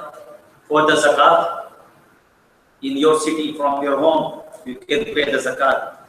There is no need to travel and you go somewhere, then you pay zakat. You can transfer money from here. But for Hajj, subhanAllah, Allah subhanahu wa ta'ala asks us, leave your country, leave your family, leave your businesses, leave your dunya, come to the particular place, in particular months, 4 particular days. That's the Hajj. So, as I said earlier, that because of our roof said Labbaik days now, that's the time we are going. Basically, we are confirming the Labbaik which our roof said, confirming now physically. So there are a lot of reward. So you can see the next slide, slide number 46. If you perform the Hajj only for the sake of Allah subhanahu wa ta'ala, during the Hajj, you control your desire and do not abuse anyone, do not accuse anyone, do not fight anyone, and you are coming back from the Hajj, you will be like a newborn baby. You will be like a newborn baby. A newborn baby, there is no sin on him, on her. So we will be like this. The hadith, the Prophet said in Islam, if a person who accepted Islam today, so his all the previous sins will be forgiven. Allah subhanahu wa ta'ala will remove all the sins. Similarly, Hajj will remove all the previous sins. Nothing is left. The previous sins will be like a newborn baby. And the other hadith, the Prophet has said, Al-Hajj al-Mabrur laysa lahu jazaa'un illa al-Jannah. For Hajj Mabrur, there is only reward. The reward is the paradise, the Jannah. So what is Hajj Mabrur? Hajj Mabrur means during the Hajj, you control your desire and do not fight anyone, do not argue anyone, do not accuse anyone, abuse anyone. So that's your Hajj Mabrur. But the issue, during the Hajj, there's a big test. Everyone people in panic. I don't know why. Just relax, please. If someone says to you anything, just ignore it. Just ignore it. If you reply in the same way, basically what will happen? Then you will lose your reward. But if you forgive, Allah subhanahu wa ta'ala increase your reward. So make sure that do not fight anyone. And one of the worst thing which I noticed, the backbiting. While sitting in the room in the hotel or talking all the time about anyone, please, this is not a place to talk about anyone. If you want to say anything, say the good thing only. And the most reward who get in Hajj time, the most clever person is your group leader. Anything happen, see, he took 10,000 or 12,000 and this did not supply this facility for us. All the time. If someone sneezing, because of him, because AC was too high.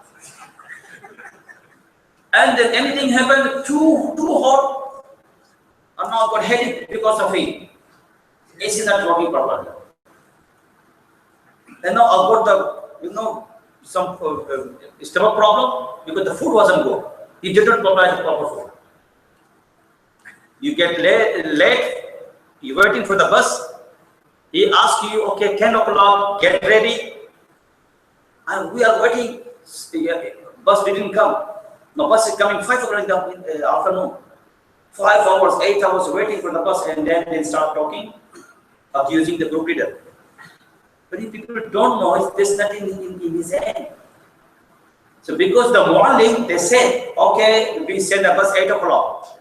So the group leader responsibility to tell you, okay, please ready by 8. And the morning send the bus, but it's stuck on the road for 8 hours. One time I remember, from Makkah to Medina, we went to, how long? 29 hours. Took 29 hours. One day plus. From Makkah to Medina. And bus, subhanallah. I remember when I was sitting lying like this, I went to other passenger. There's 29 was like this, sitting there. So that's fine. This is not his problem, group leader problem, because Muadhin sent bus like this. What you can do? It's not in your hand.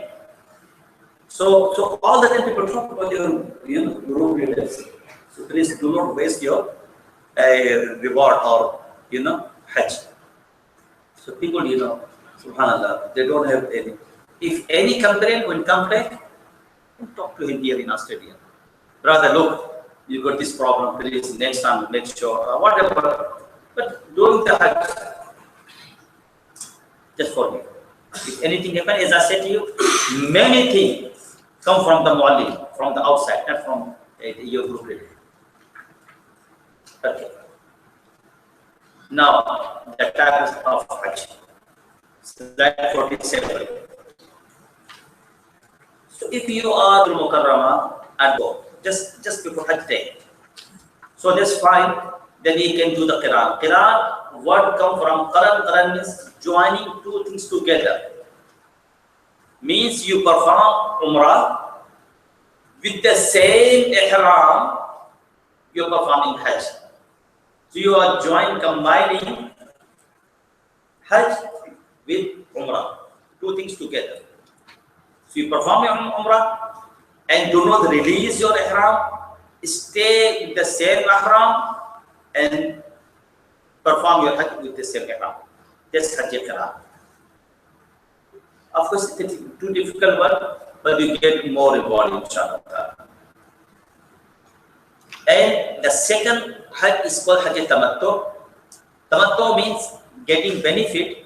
So you are getting benefit how? That you perform the Umrah first, and then you release your Ihram, live in Makkah al-Mukarramah like a normal people, they live there, no. So with the normal dresses, no problem. And when the Hajj days come, wear another Ihram for the Hajj and perform Hajj. So in between Umrah and Hajj, you are getting the benefit, Tamattu. So this is Hajj Tamattu. So if you are going to Makkah al-Mukarramah few days before, I will say, then this fine, do this, the second one, the Tamattu one. Perform your Umrah, release your Ihram, wear the normal dress, live in Makkah al-Mukarramah with like other people, they live there, and then you go to Haram Sharif, perform your tawaf and dua, everything. Or if you want to make other Umrah, you can go and perform Umrah, come back. Okay, but you are not in the state of Qiran. You are mutamattin. When the Hajj days come, you get Ihram, Bismillah. The third one is called Hajj Ifrad. Ifrad is single. Come from first, single means you are doing only Hajj. You are doing only Hajj. In that case, there is no Umrah. The first one is Umrah, the Qiran, and Hajj with the one Ihram. The third one, only the single thing, which is only the Hajj. You go to Baitullah Sharif, you do the Tawaf al-Qudum, and then remain with the same Ihram, and the Hajj date start, and then you perform your Hajj. There is no Umrah there. Got it? There is Hajj Ifrad. Now, the days of Hajj. 8 of Zul-Hajjah will be the first day of Hajj. That's called Yawm al-Tarbiyah. Your group leader will explain you, I think, a day before, or you organize some, maybe someone to explain you more about this. But I'm going to say here in brief that on the 8th of Zul-Hajjah, usually people, they go after the Fajr, after the sunrise, to Mina.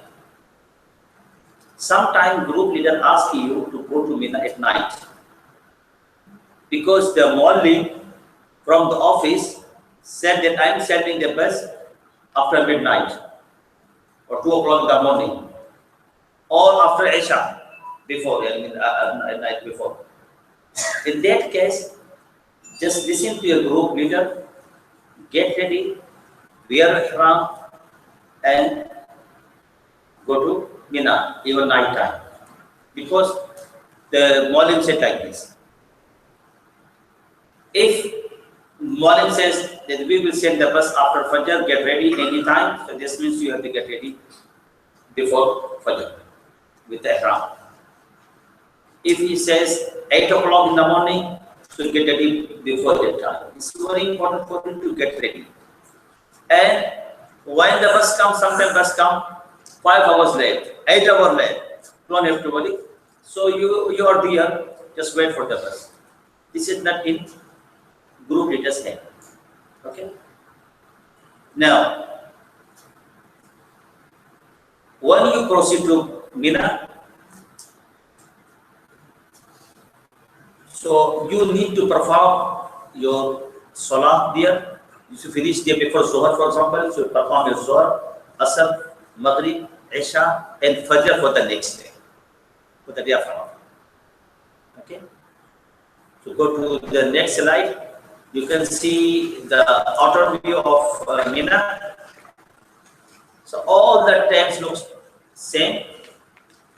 All the tents you see. Some, as I said, it depends in your maktab number. For example, your maktab number, your 40, for example. So bus will drop you at gate 14. So when the bus stop there, so do not rush, do not run to the tent because you don't know, because all look same inside. You must wait for your group leader's advice. He will tell you where we go. He may get flag or anything or some sign anywhere, maybe his company's flag or something. So some people they carry the Australian flag. So I remember last year, I think, or year before last year, one of the brothers carrying the Australian flag, the one Arabic shurta came and took the flag out. I can see the cross is haram, so you are in the haram. But anyway, grab anything. So your group leader will lead you to your tent because all the tents will be same. So follow him, and then he will tell you, okay, this is our tent. So when you go to your tent, make sure that you allow the ladies first. So he will tell you, the group leader, okay, this is the ladies area, this is the men area. So make sure that all the ladies or the sisters go inside first. And then whatever the area left for you, they will be prepared for the brothers. For the brothers, because now you are going to start your Hajj, the next slide. Now this is inside Mina tents you can see here. How many people in one tent? It depends. We can, expand. It's not you can because there are partitions. What I'm saying, I have noticed many times that people start their Hajj with the fighting.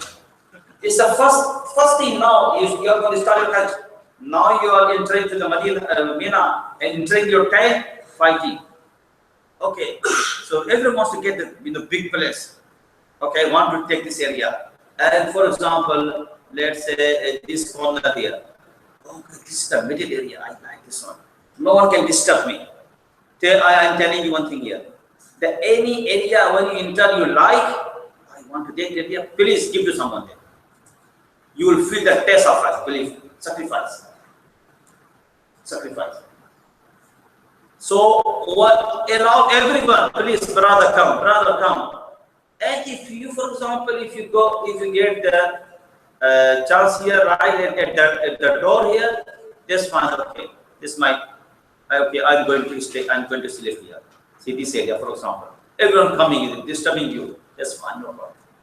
I'm not here for the long period of time, just for one day, the maximum now. That's fine. Allow others to put the legs, and particularly the elders. Okay, you have to look after them. Or any person is sick, so make sure that you give him the good in comfort place. Same thing for the same advice for the sisters as well. Anyway, when you get your place, inshallah, everyone will get anyway.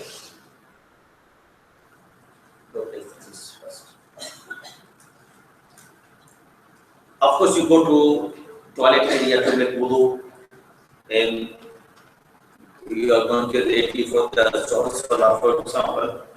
So do not go to the toilet area, wudu area straight away, because all the tents look like same. You may lost somehow. I don't know where you go. Sometimes you start walking one area to you way to other area. So you left your tent at 10 o'clock and you can't find. What will happen coming in the after Maghrib?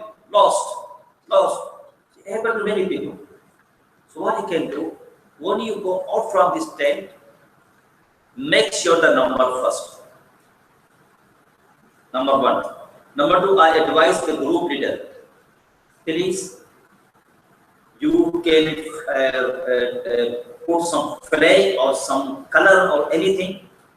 So tell their people, okay, when you come back, you see the number 7, 8, 10, whatever the number, you can see the number and there's a flag here or any sign here. This is our tent. In that case, inshallah ta'ala, you will save. And the third thing, now easy for you is your mobile. MashaAllah. Get the picture before you go to the toilet. Okay? And then inshallah, when you come back, if you lost your tent, you can tell that those people who are working here, sure, okay, see, this is the number. So he will help you to take your tent. This is another good way to do this. Anyway. Now, you spend your time there in Mina. Why you are spending your one day there before Hajj? Our main Hajj is Arafah. But Allah subhanahu wa ta'ala sent us there is some purpose. The main purpose of performing, staying in Mina to clear our heart. We have to clean our heart. So as much you can, we have to purify our heart by doing the zikr of Allah subhanahu wa ta'ala. Okay, and reciting the Quran. So by reciting the Quran and doing the zikr of Allah subhanahu wa ta'ala, we get the nur and light. So we can clean, because we must get ready for the main thing, which is the Hajj, which is the main thing I'm going to explain now. So you must understand this. Do not take this day or night as a picnic day or picnic night. There are many, mashallah, brothers. They take first day as a picnic day. Moving around here, we are going to the mountain, here, there, just walking, talking. Allahu Akbar, we talk all the time. So we are here not to talk for worldly thing.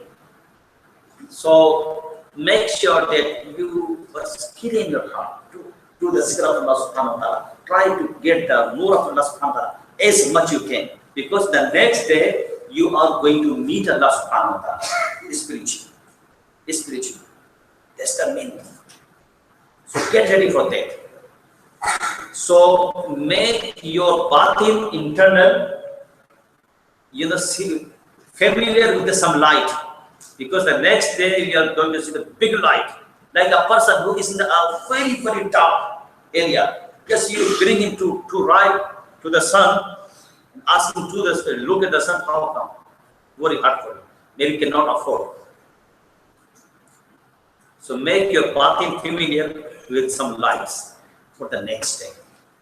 So that's the main purpose. So this first night, please spend your time in the zikr. Take rest. I'm not saying that do not sleep, but make sure that you spend your time in the zikr of Allah subhanahu wa ta'ala as well. And now, for the next day, when you finish your Fajr Salah, you get ready for your main Hajj. Okay, I explained one thing. When you go to Mina, do not take your full, bag, big bag, or what you can do. You know that we are going to Mina for a few days. So take one extra ihram with you and your medications, not at all. Okay, and that's it. Or if we make a very small bag, so you can carry easily. You can carry easily. And when you reach to Mina, from Mina you are going to Arafat and then Muzdalifah for 24 hours. Do not take full bag. Maybe you can have a very small bag. So very easy for you. So now, after the Fajr Salah, you are going to main area which is the Arafat. Your group leader will tell you the time because there were the numbers. The people will go to the gate according to the number. But you get ready after Fajr Salah. Maybe your turn will come 8 o'clock, 9 o'clock, 10 o'clock, depends. Usually in between 8 to 10. Most of the people, they go to Arafat. Anyway, so when you go to the Arafat, there will be the tent as well. So allow the sisters. Okay, I'll show you the tent first. Okay, you can see this outer view of Arafat. Slide 52.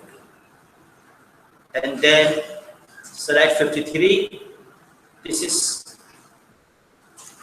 the Masjid al-Namira, the main mosque of Arafat, where Imam of Hajj will lead the Salah. There. So if you are performing in this masjid, then you combine your Zuhr and Asr with the Imam. Combine your Zuhr and Asr with the Imam, because Imam will be basically combining two Salah together, follow the Imam.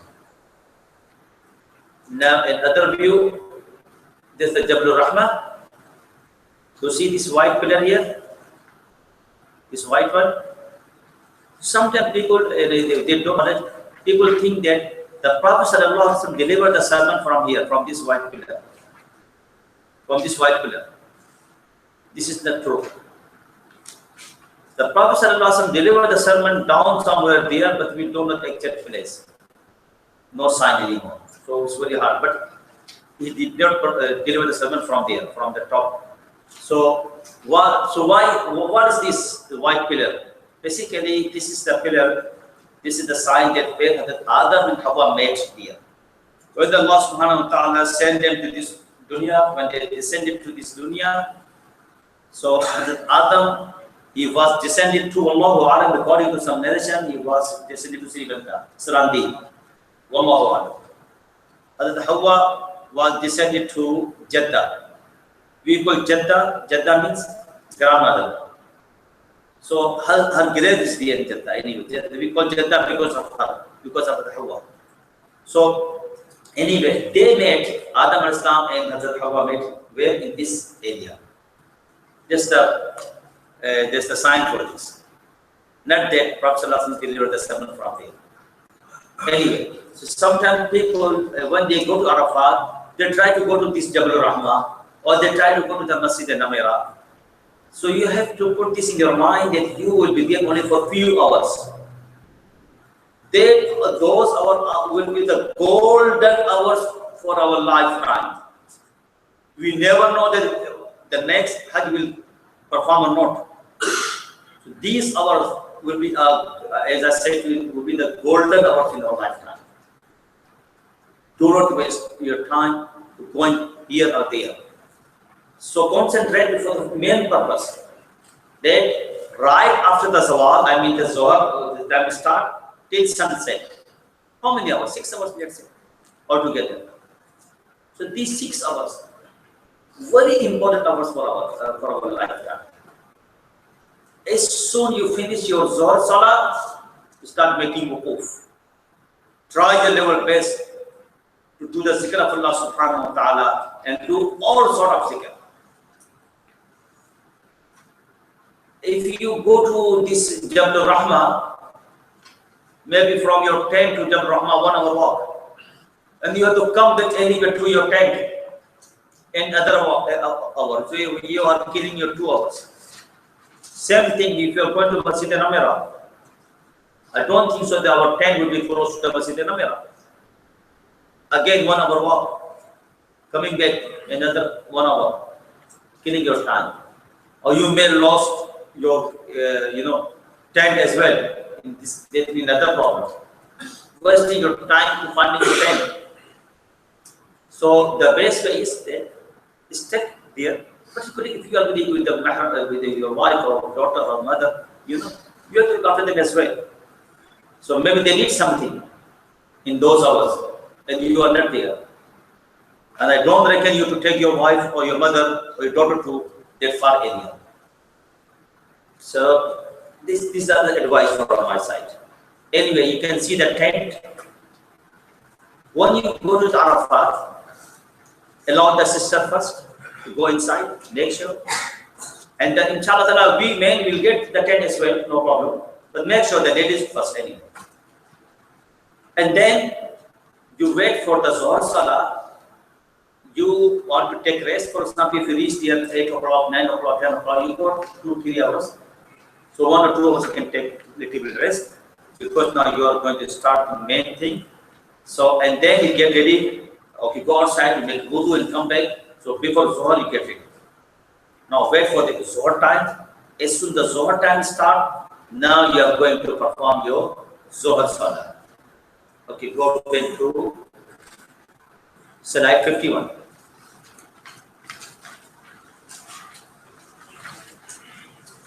According to Hanafi school of thought, that you do not combine Zohar and Asr. Pray Zohar in Zohar time, Asr in Asr time. But if you are the follower of other Imams, then you can combine Zohar and Asr together. According to Hanafi, that if you are performing your Salah in Masjid Amira, the main Masjid, where the Imam of Hajj will lead the Salah, then it is fine, you can pray Zohar and Asr together. But if you are performing your Salah in your tent, and then pray Zohar in Zohar time, Asr in Asr time, according to Hanafi, according to Shafi, you can join, you can combine. Brothers and sisters, very important for you to know, do not argue with anyone during the Hajj time, because all the school of thought are fine, all of them are right. So do not say, why you are combining these two salah, or why you are not combining. No, just fine, all right. Don't argue. And this is not a place to argue. There's no point. So you have to make your mind and heart very big and accept everyone's view. So every year I face this sort of thing. I explain to the people. Okay, so those brothers who want to combine the salah, so what I do, I lead the Zohar Salah and say, okay, brother, come. Who want to come join Asr Salah? So you lead the Asr Salah, and then we go out for the Ibadah. Fine. And I make the announcement usually, okay, 5 o'clock or what the time will be, 4:30 will be the Asr time. So come back to this time and we pray Asr. This one, no problem. So you can deal with a nice way, no argument, no ikhtilaf. You cannot offer any ikhtilaf, any argument. Okay, very important. I remember the one time when I made this sort of thing that, okay, I said to brothers, okay, we pray Zohar now, we pray Asr later. So one of the brothers was making Asan for Asr from other time, brother, you're doing wrong. And then I said to him, Subhanallah, the word came from my mouth, from Allah subhanahu wa ta'ala, very nice way. I said to him like this, هذا الموقف العظيم لا يتحمل الخلاف فيه. Subhanallah, I didn't think this word come like this. I said to him, brother, this great mawqif, this great place cannot afford any ikhtilaf here. Any dispute cannot afford this place. Subhanallah, he kept quiet.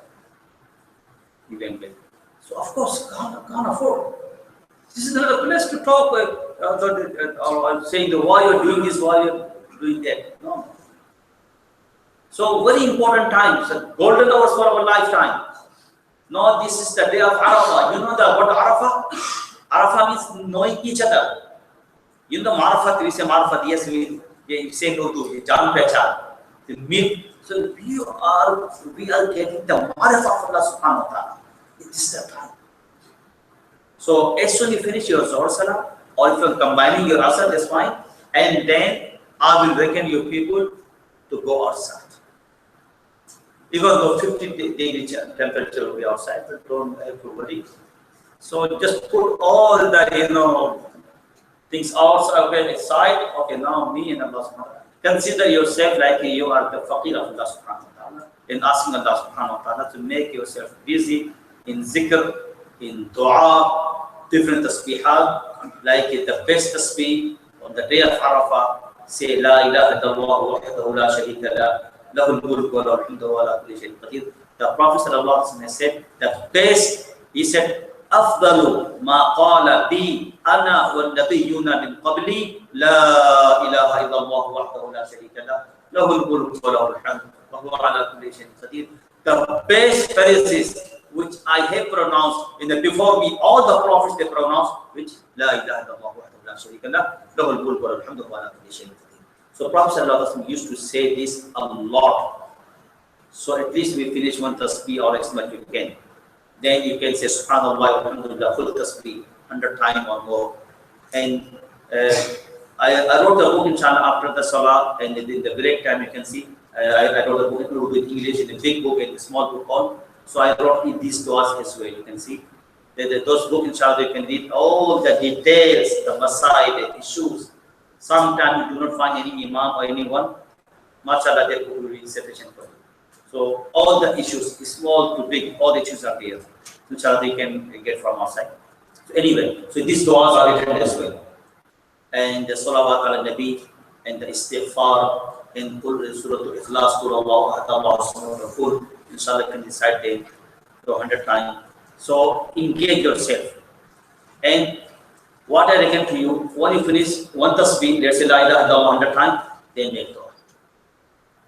Spend your time. And then say another tasbih, then dua. Then another tasbih, then dua. So engage yourself in dua and the zikr as much you can, because these are the golden hours. So we don't know in future we can get these hours or not.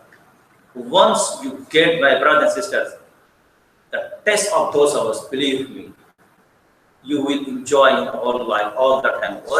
When you remember those hours, you will say, oh, Allah, give opportunity to go to perform Hajj, to get those hours. So believe me, every year, I love to go for Hajj, particularly for those hours. Very important hours. So you basically meeting to Allah subhanahu wa ta'ala. Meet Allah subhanahu wa ta'ala, get the marfa from Allah subhanahu wa ta'ala. That's why it's called Yawmul Arafah. Okay?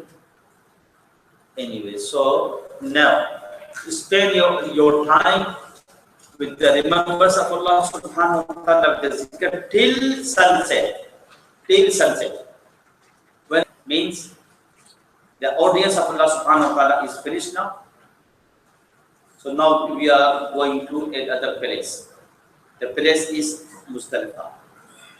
Your group leader will advise you to stay in your tent, wait for your number, and when your number will come, half an hour before he will come to you, make the announcement, okay brother, get ready to your gate. Gate number again 40. For example, if your gate number 40, if your number is 40, just I'm giving an example, maybe 30, maybe 50, any number.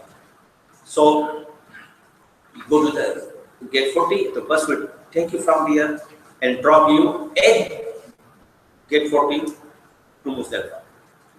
So now when you go to Muzdalifah, You go by bus? Bus. And highly recommended to go by bus. Don't go by walk. Some people they go, they may not find the place there. It's wasting their time. What is the point then? Okay, stay with the group. Bus inshallah will take you there. Now when you reach there, okay, I show you the picture. Then you come back to this slide 56. Okay, now you can see. Okay, what happened?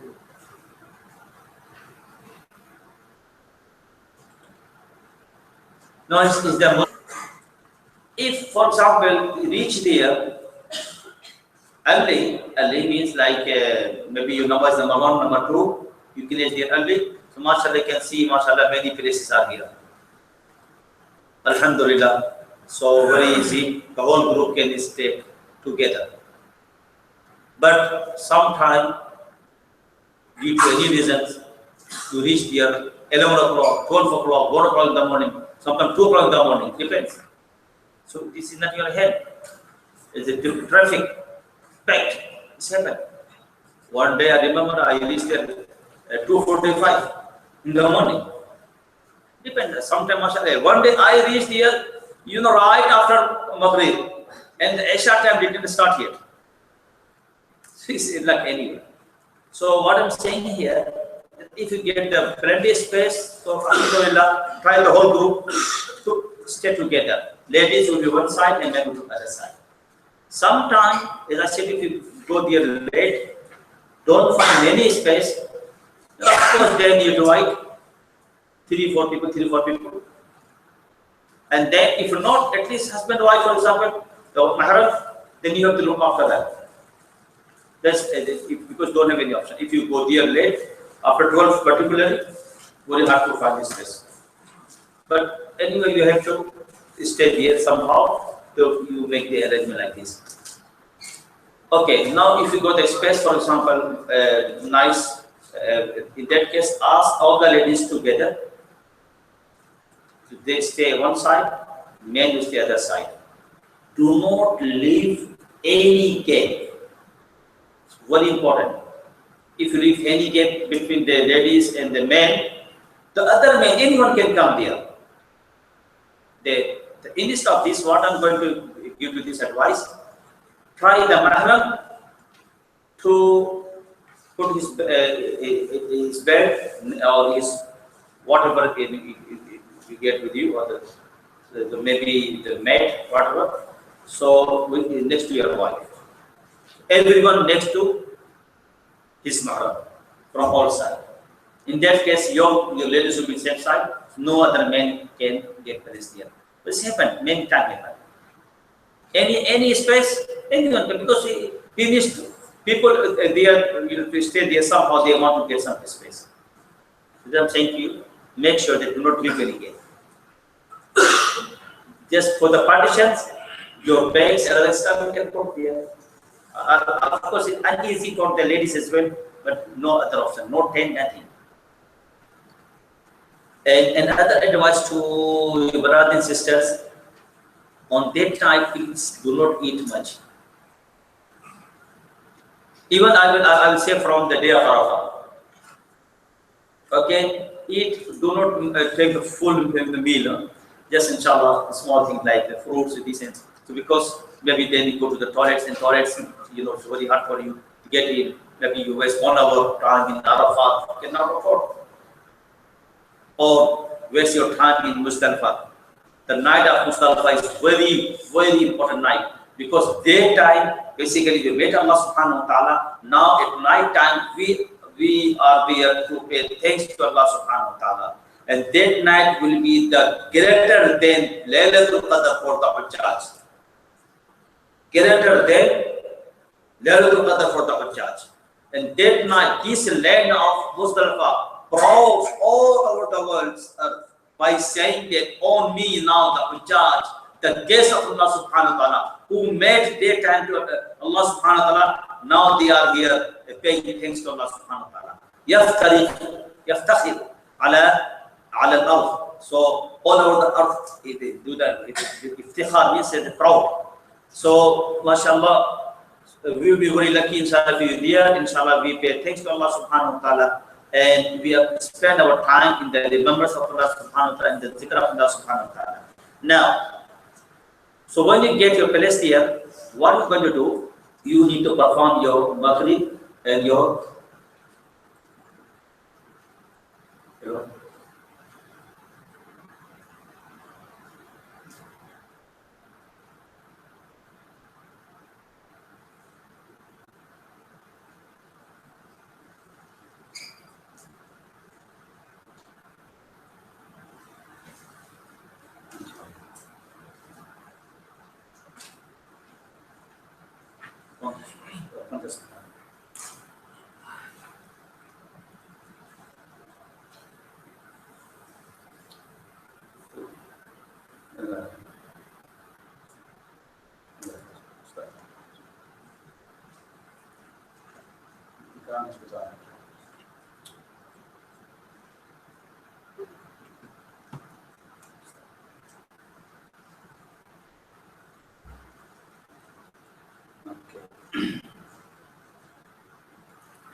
So we, inshallah, when we get ready, so we pray Maghrib and Isha together. Now we are going to combine these two salah together.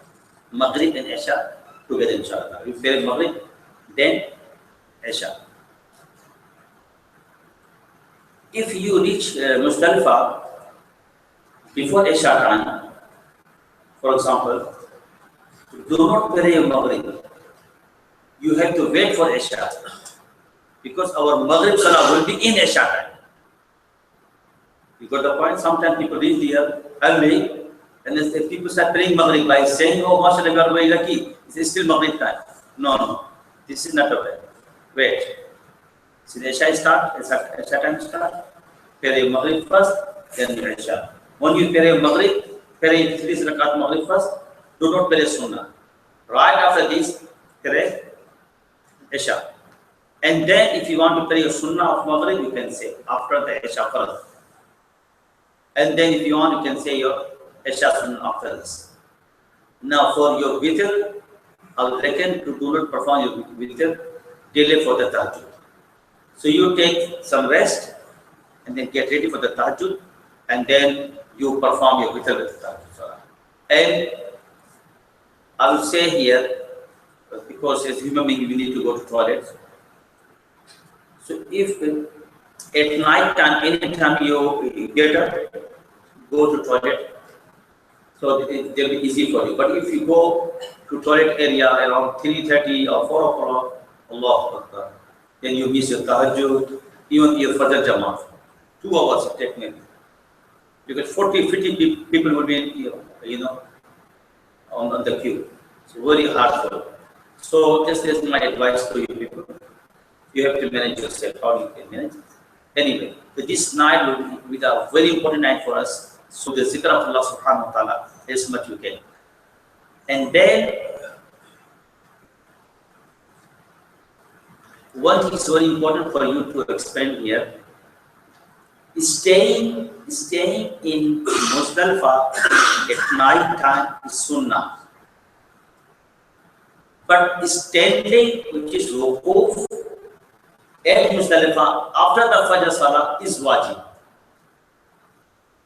This means without any valid reason, if you miss that wukuf or that standing after the Fajr Salah at Muzdalifah, then you need to pay the penalty. No. But if you got any valid reason, so that's fine. What is the valid reason? For example, someone is very sick. It's very hard for him or her to stay at Muzdalifah and want to go to Mina tent. So they are allowed to go to Mina tent at night. In that case, of course, they are going to miss the Muzdalifah. The wukuf Muzdalifah basically start after the Fajr. So they are going to miss, but they go to the Shari reason. Or a very old person or ladies, and very hard for them after the Fajr to take them to Muzdalifah, to Mina, and as well as very hard for them to stay all night in open area. So if they want to go, they are allowed to go. Because you, as a mahram, so you are carrying them, so you are allowed to go as well. So these are the very Shari reasons. But if there is no problem health-wise, the lady is in good health, man is in good health, do not copy each other. You can see many people, they move at night time. Do not follow them. Then, because no reason.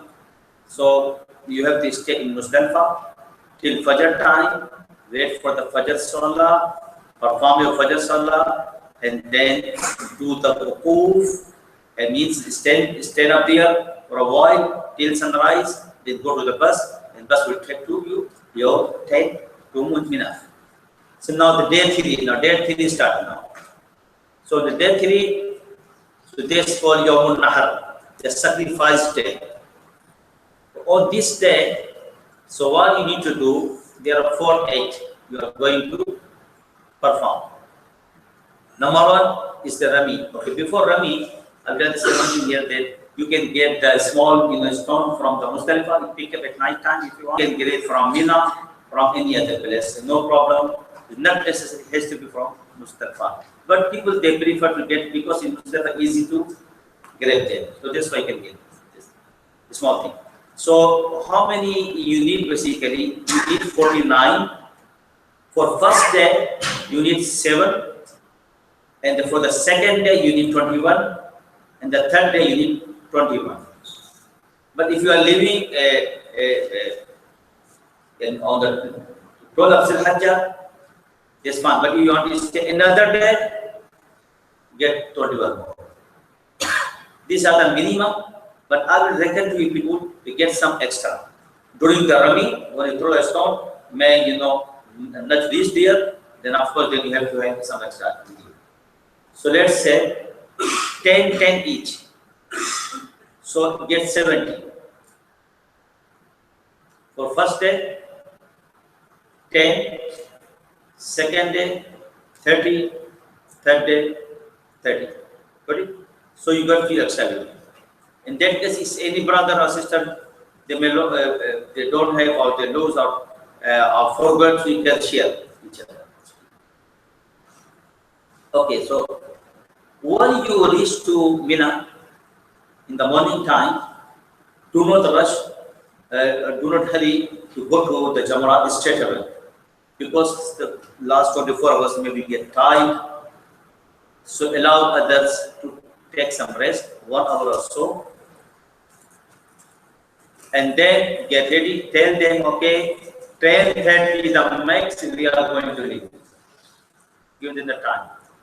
So you can leave 10:30, for example. Now you are going to the Jamarat, so I could show you the picture here, 59. When you coming from there, so from your tent, so you can see the 3. So this one,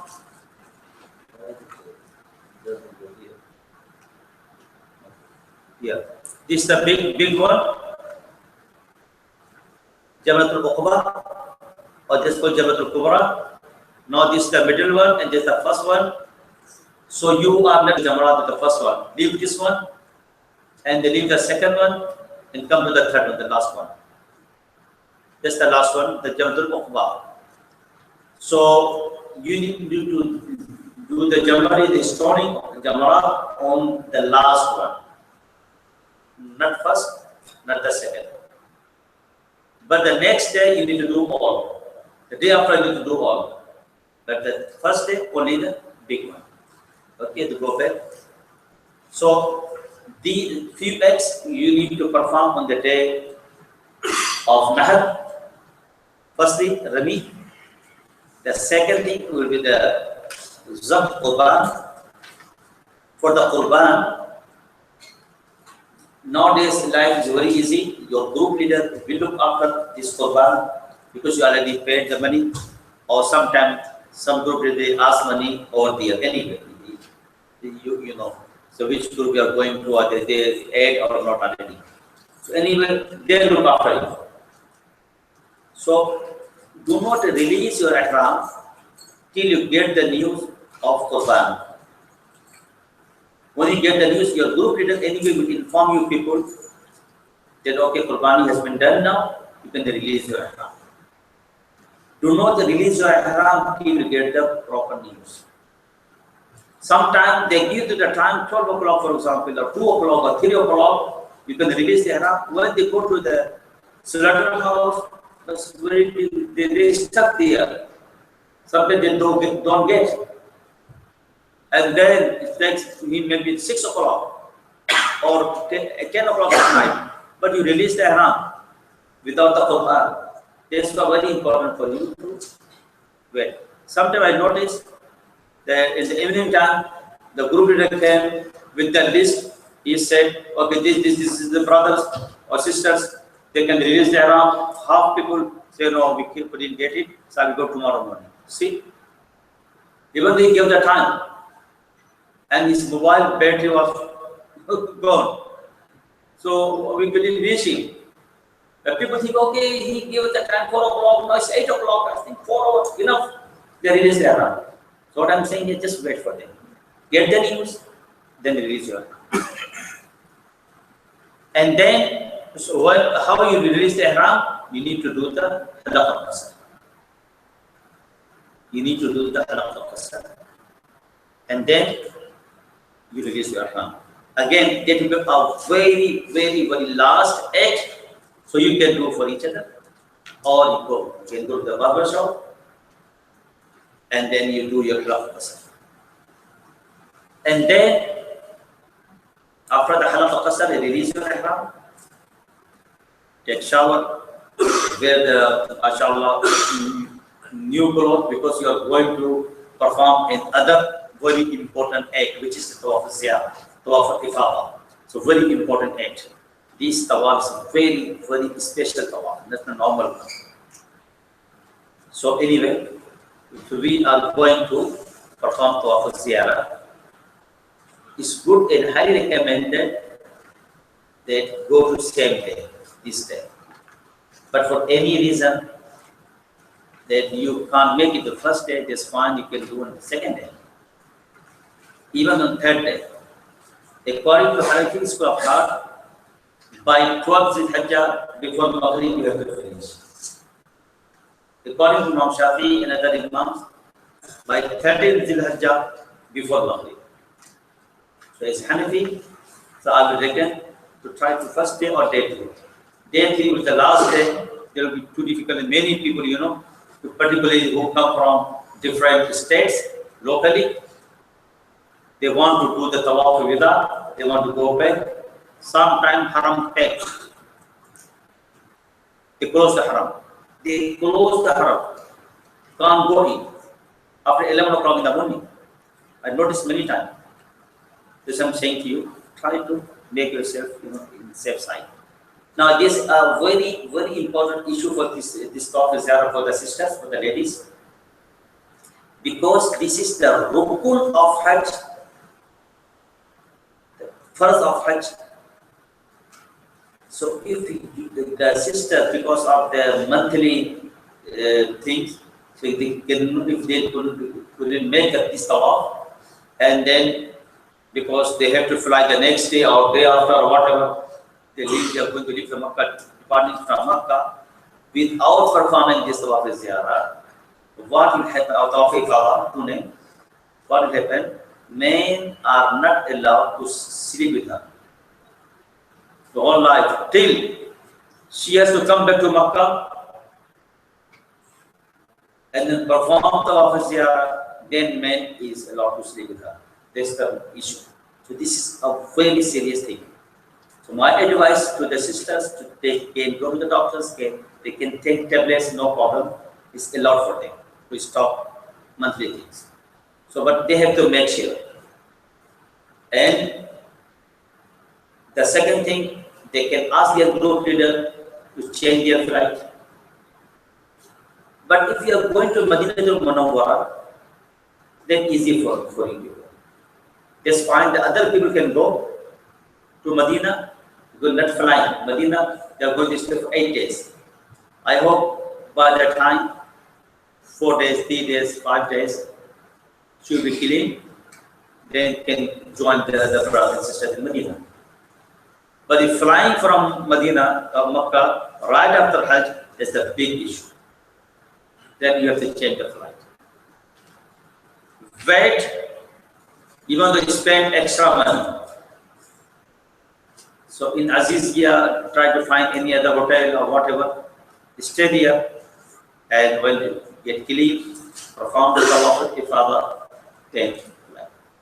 So this is the issue we must know, and then we have to tell our sisters. Okay. Now, so this is the inside. floors pictures for the Jamarat. This is the picture of Halaq Qasr. I already explained to you. Now this is for Tawaf al-Ifadah, for Tawaf al-Ziyarah. So you need to go to Baitullah Sharif. Okay. For Tawaf, this is the other day, this is day 4. On the day 4, basically you need to stay there in Mina, perform your regular salah here 5 times. This is the only main act, that is the Rami. This Rami will be for all three. The small one, the middle one, the big one. Okay, the picture. You need to do the Rami of 777. Got it? For this Rami, there is no time, any time you can do. Daytime, do it. Night time, you can say night time, no problem. This was written in the previous book, this makruh after Maghrib because of the light. Nowadays, mashallah, no issue of light there. The day night all same now. But night time you can see more brighter than the day nowadays. Okay? Now. So day 4 or regular salah and the Rami of 3 Jamarat. And then day 5. For day 5, basically, you perform your Zohar Salah. After the Zohar Salah, after the Zawal, you proceed to Jamarat and do all 3 Jamarat. And if you are going to leave Makkatul Mukarramah,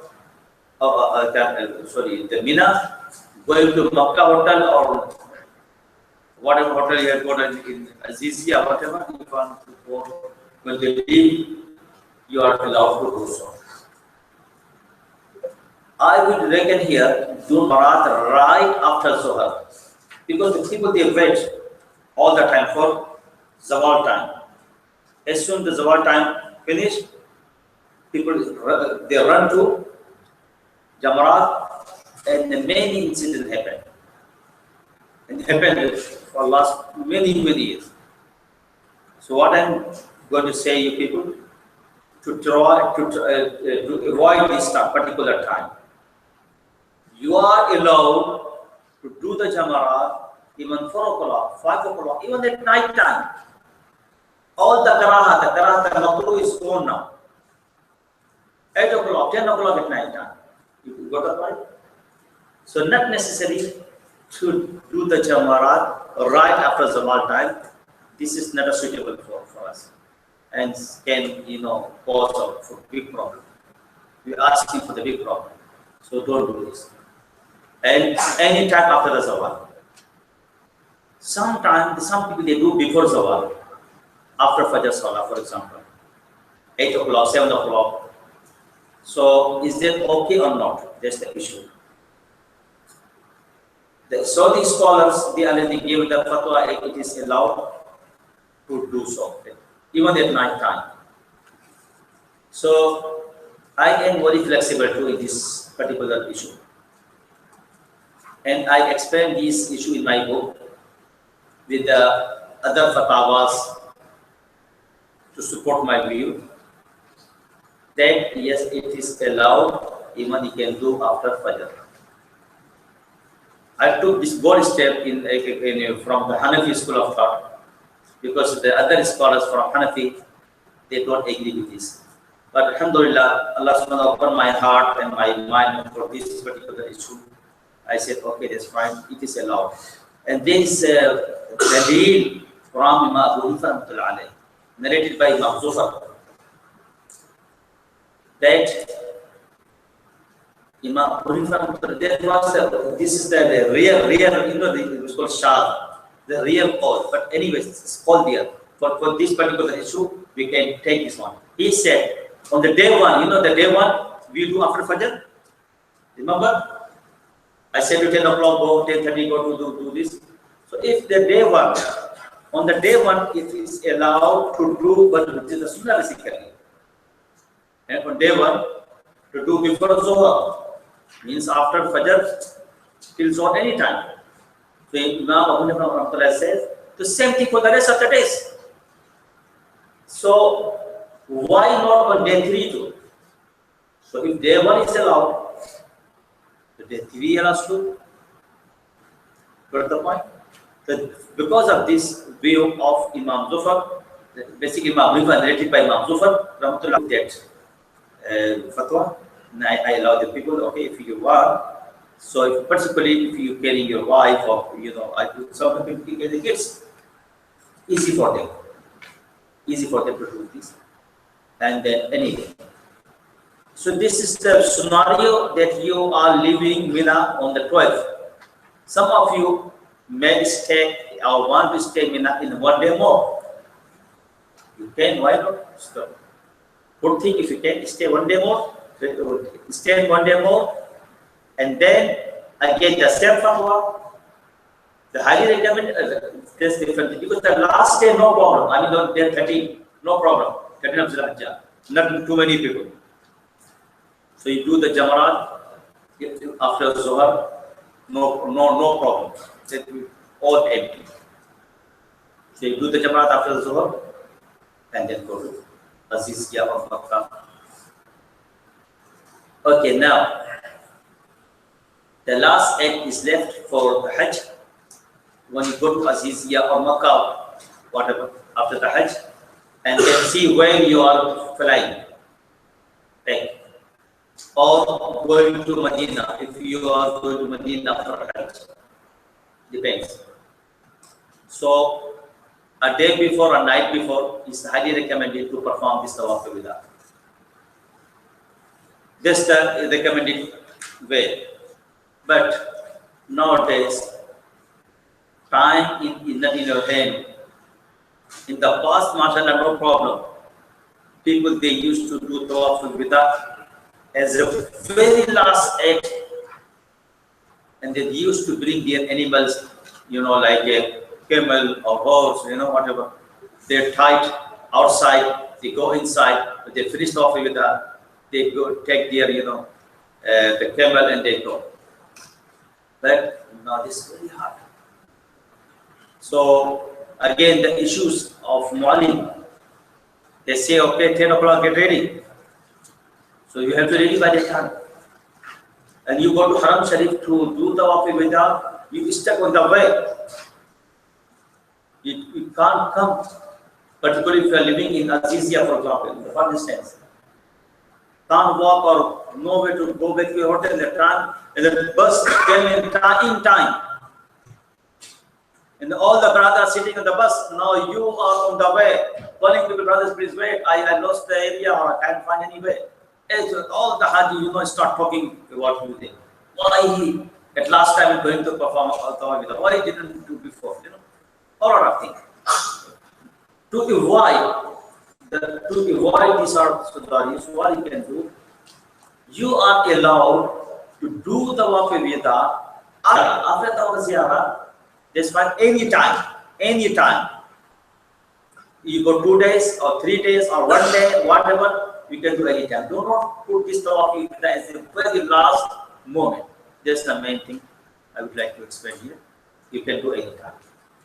And one more thing I forgot to explain here for Tawaf wida. For Tawaf Ziyarat. After the Tawaf Ziyarat, you need to perform the sa'i. If you did not perform the sa'i before, this is one important thing I miss here. When you go to perform Tawaf Ifada, Tawaf Ziyarat, then you need to do the sa'i for Hajj. You got the point? If you did not perform your sa'i before, if you are, for example, performing Hajj Qiran or Hajj Ifrad, so it's highly recommended for you to do the sa'i before Hajj. How? Okay, if you are performing Hajj Qiran, you finish your Umrah, but do not release your ihram, and then you do not necessarily right after this, maybe next day, because you go a few days here, 2-3 days, for example.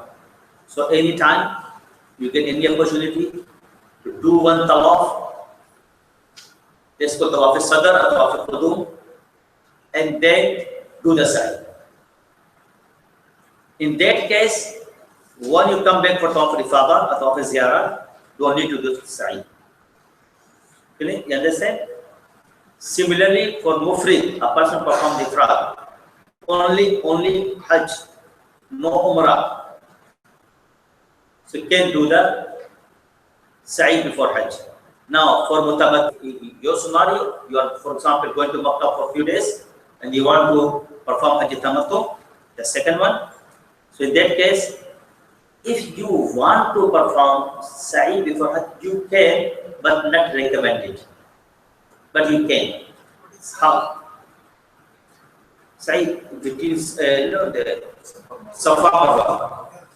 So if you really want to do before Hajj, there is a way, but not recommended. What is the way? Way is that on the 7th of Zilhajjah at night time, because you are going to Mina on the 8th of Zilhajjah in the morning, most probably.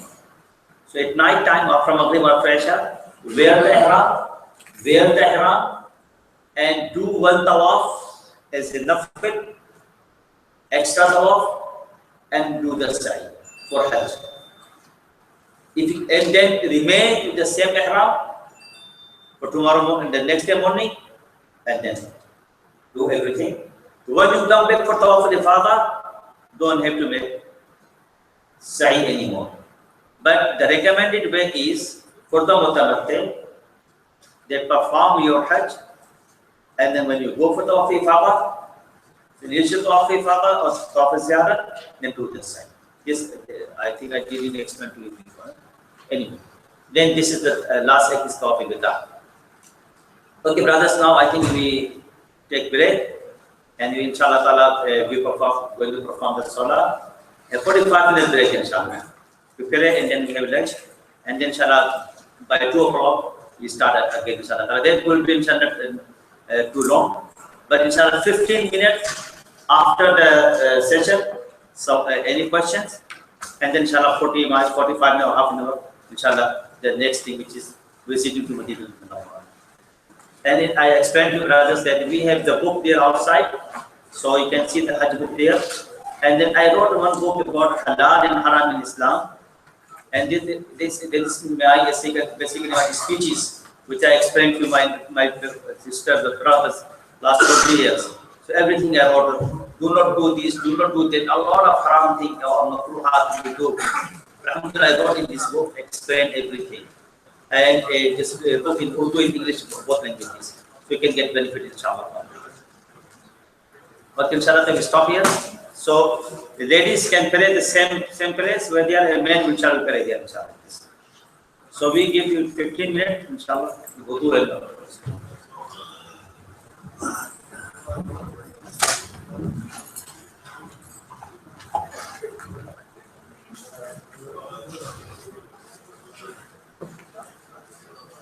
Pray here or somewhere.